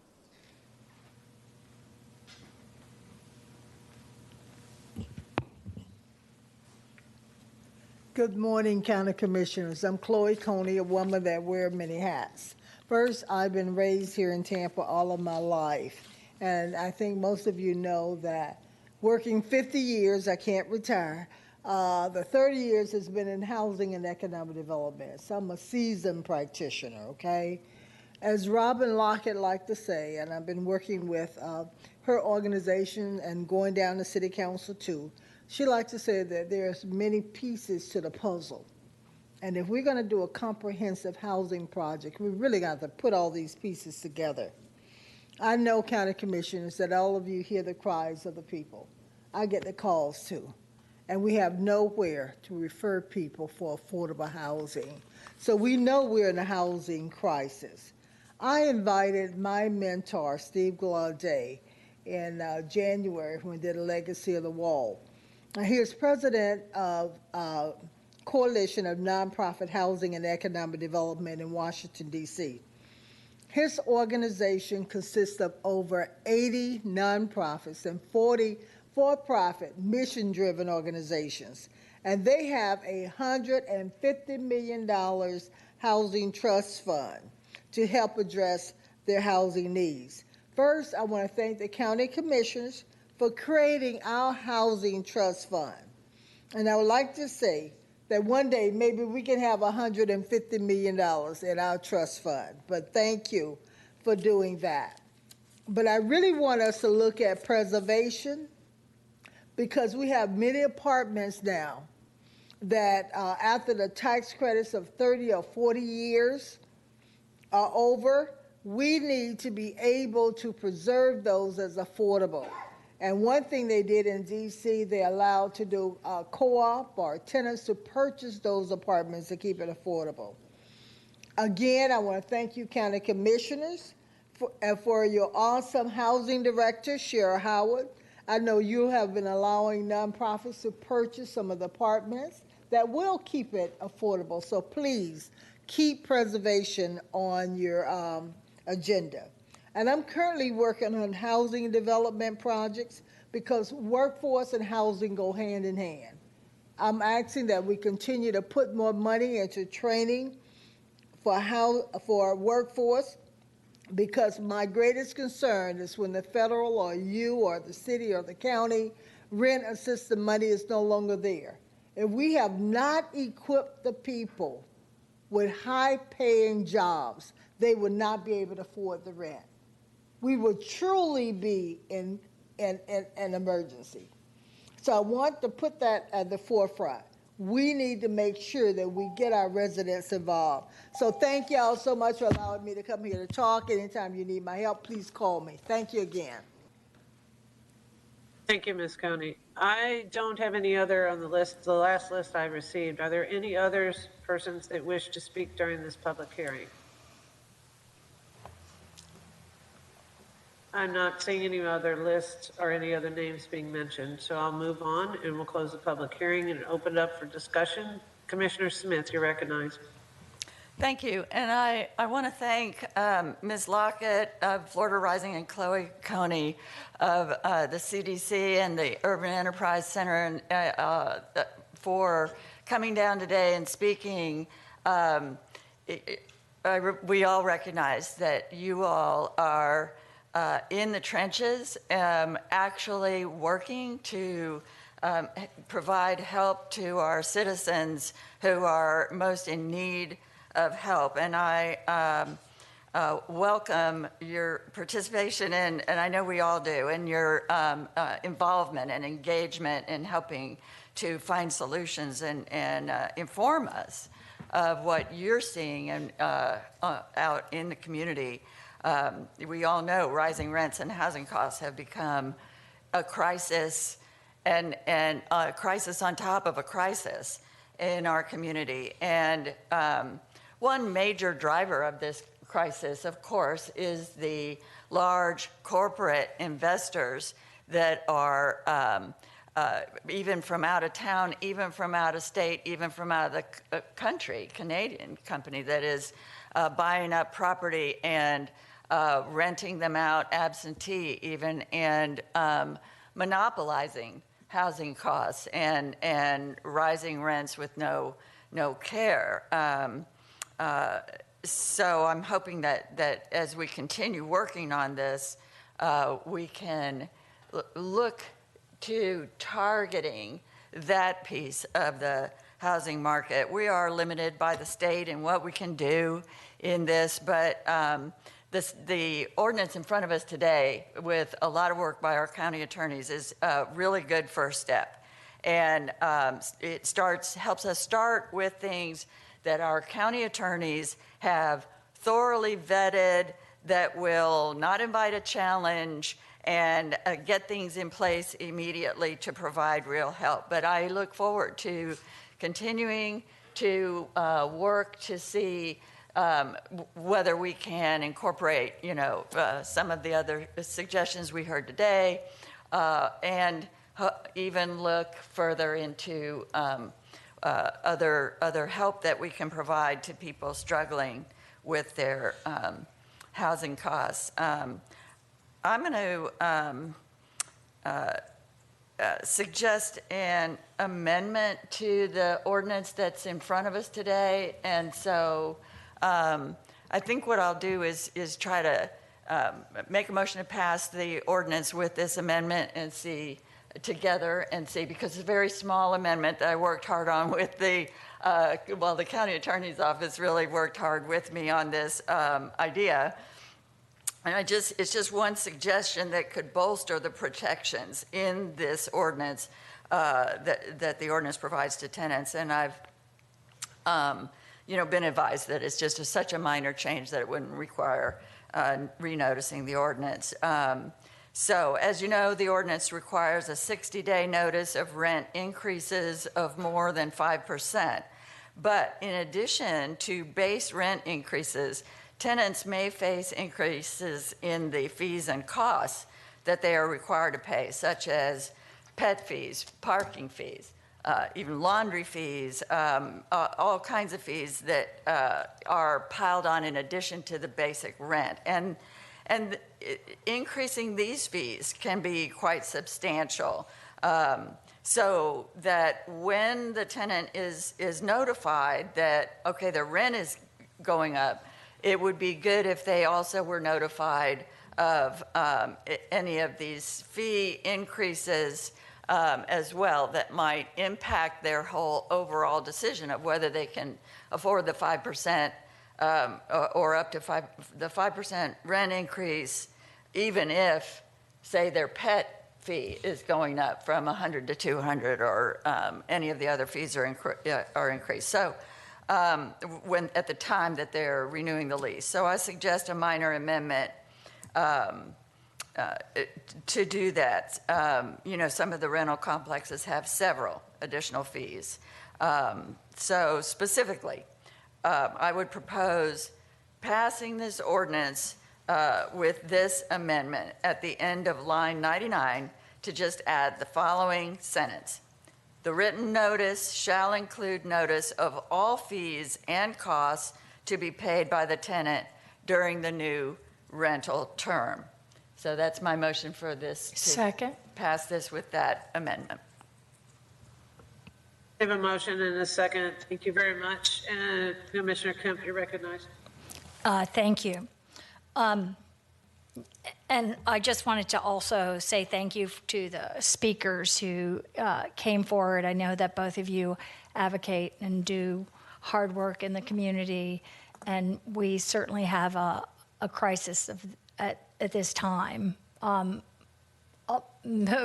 Most of the nation seems to be having the same issues we do, but we have them multiplied, I think, by the growth that we continually have here, as well as the speculation, as Commissioner Smith said, by these corporations and entities that are coming into Hillsborough County and taking up single-family homes. I think more than 10,000 properties, as I understand, have now been bought by these commercial entities, and making it so that new homeowners can't really compete. They get the property before it's even put for sale and can pay cash, and then collect what they may as rent on this property, driving up everything. So the speculation here is on top of everything else we might suffer from. I appreciate the work, and it was a lot of work on the part of the county attorney's office. I know that the state has preempted so much of anything that we could possibly do. We were really struggling to try to find what we could do. So I'm pleased to put this forward. I just, as well as Commissioner Smith's well-considered amendment, I would like to just ask Ms. Takamori from the county attorney's office. I know Ms. Lockett mentioned 60 days wasn't quite enough notice because, whether they have that or longer, I'm not sure if under the circumstances people can find other places. But perhaps I'm just wondering if, maybe 90 days, and if you would advise that would be something that we could do, or if it might violate any of, any state laws or any other considerations that we should have if we were to maybe make it 90 days instead of 60. Thank you, Commissioner. Nancy Takamori, County Attorney's Office. Florida law does not specifically speak to notice of rent increases. However, state law does say that a residential lease for a specific term cannot require either a landlord or a tenant to give more than 60 days notice of intent not to renew a lease. And typically when you're discussing lease renewal, you're talking about what the new rent would be. So I would suggest that probably the 60-day notice of rent increase in the draft ordinance is the longest that you'd want to go to avoid any conflict with state law. Although there's nothing directly on point, it's kind of implied in the existing statutory structure. Thank you. I just wanted to see if there were barriers. It sounds like there is a consideration to be made here. And I know that the county attorney's office looked this over for every possibility that we could possibly have to aid our residents here in Hillsborough County and do the best we could by them. So I'll support the amendment by Commissioner Smith and support the ordinance as it will provide some relief. And we can, as Commissioner Smith said, keep looking at it and keep seeing what other opportunities we may have. Thank you, Commissioner Kemp. Commissioner Myers, you're recognized. Thank you, Madam Chair, and I do agree with the comments made by Commissioner Smith and Commissioner Kemp. I would just like to ask our county administrator, once we take our vote, can we have a press release to go out today, something posted on the website about the action taken today, and also if our affordable housing chair and can send something out to the landlords so everyone would sort of get the message right away of this change that hopefully it's a favorable vote today. Thank you.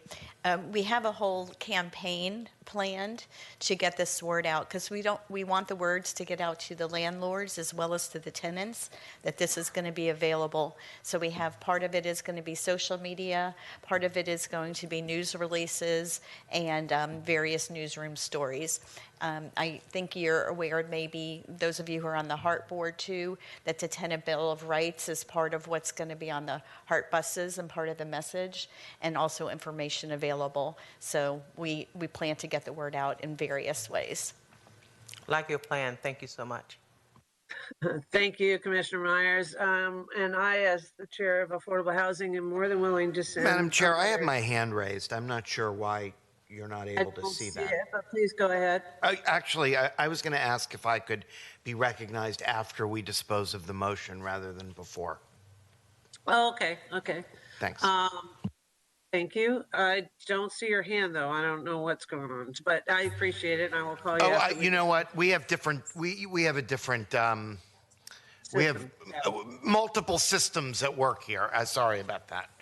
Now your hand's up. Yeah, there we go. Okay, great. So I have hands up for Commissioner Kemp, Commissioner Myers, and Commissioner Cohen. Are they all related to this item before I close up and ask for a vote?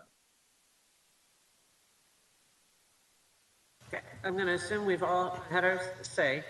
I just want to thank County Attorney Takamori. This is great work.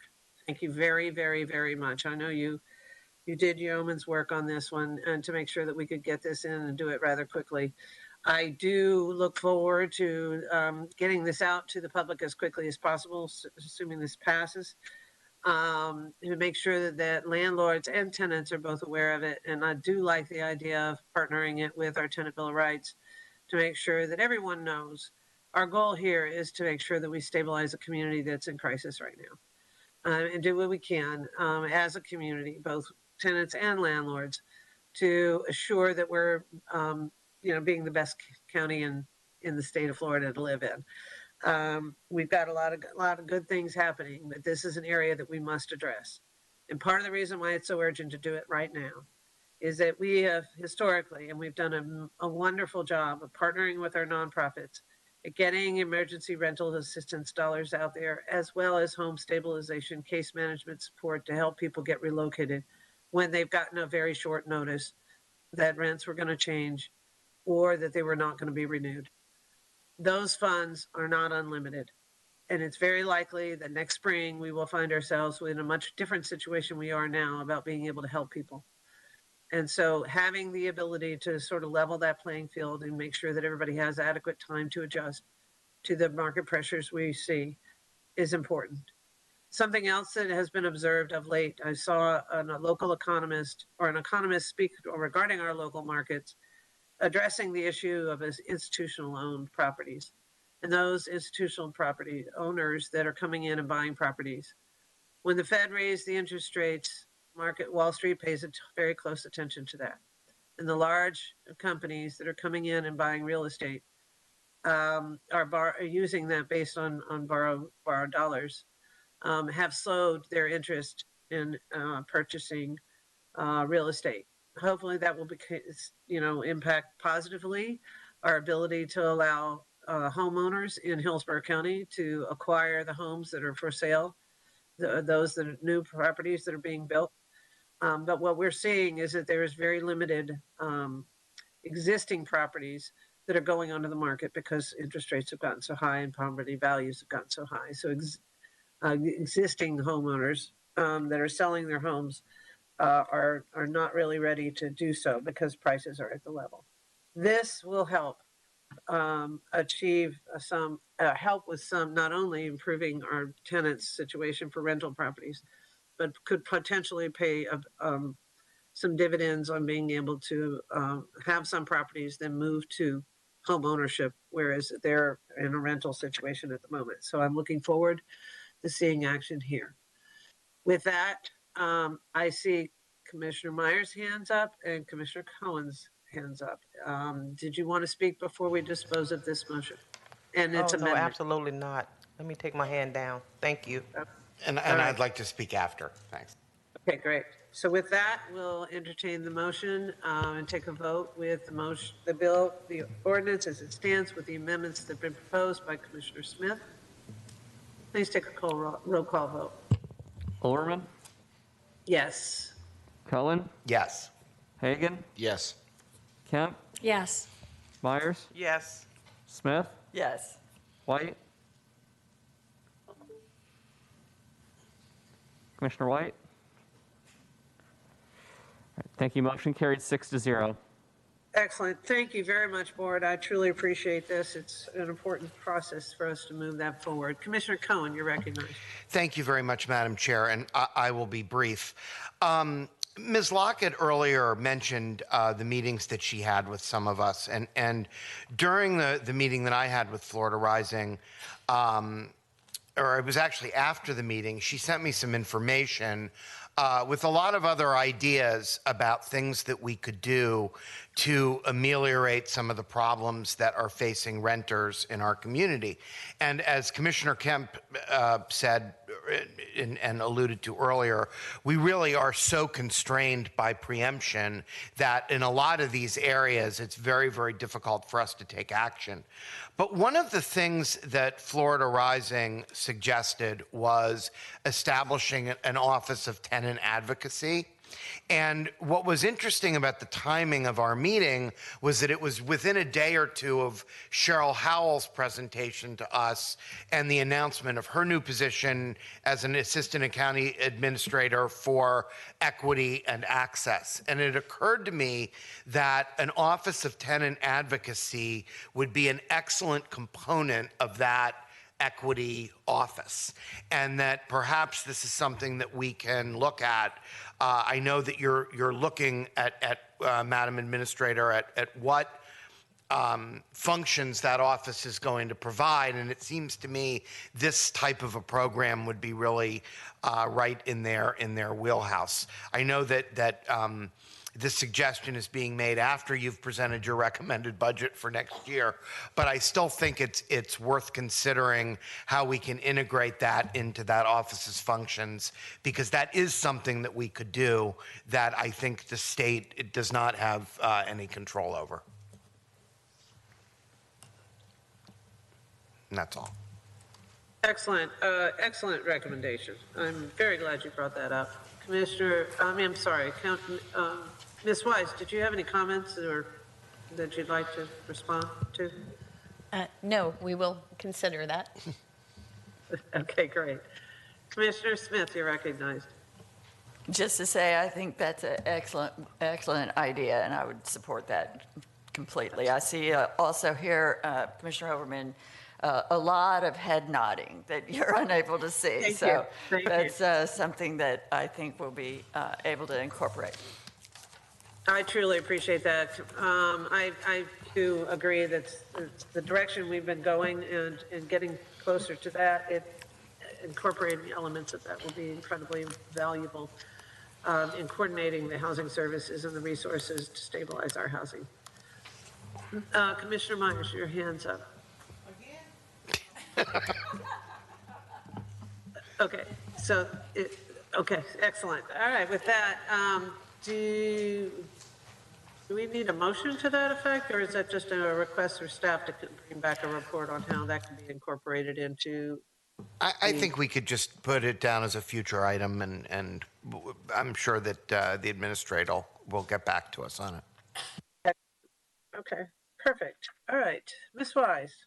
And we are on future discussion items now. Oh, that was timely. I don't see any hands raised. Does anyone like to offer some suggestions or questions? I'm not hearing any. So with that, I'll call the meeting adjourned. Thank you very much. And thank you very much for today's support. I appreciate it.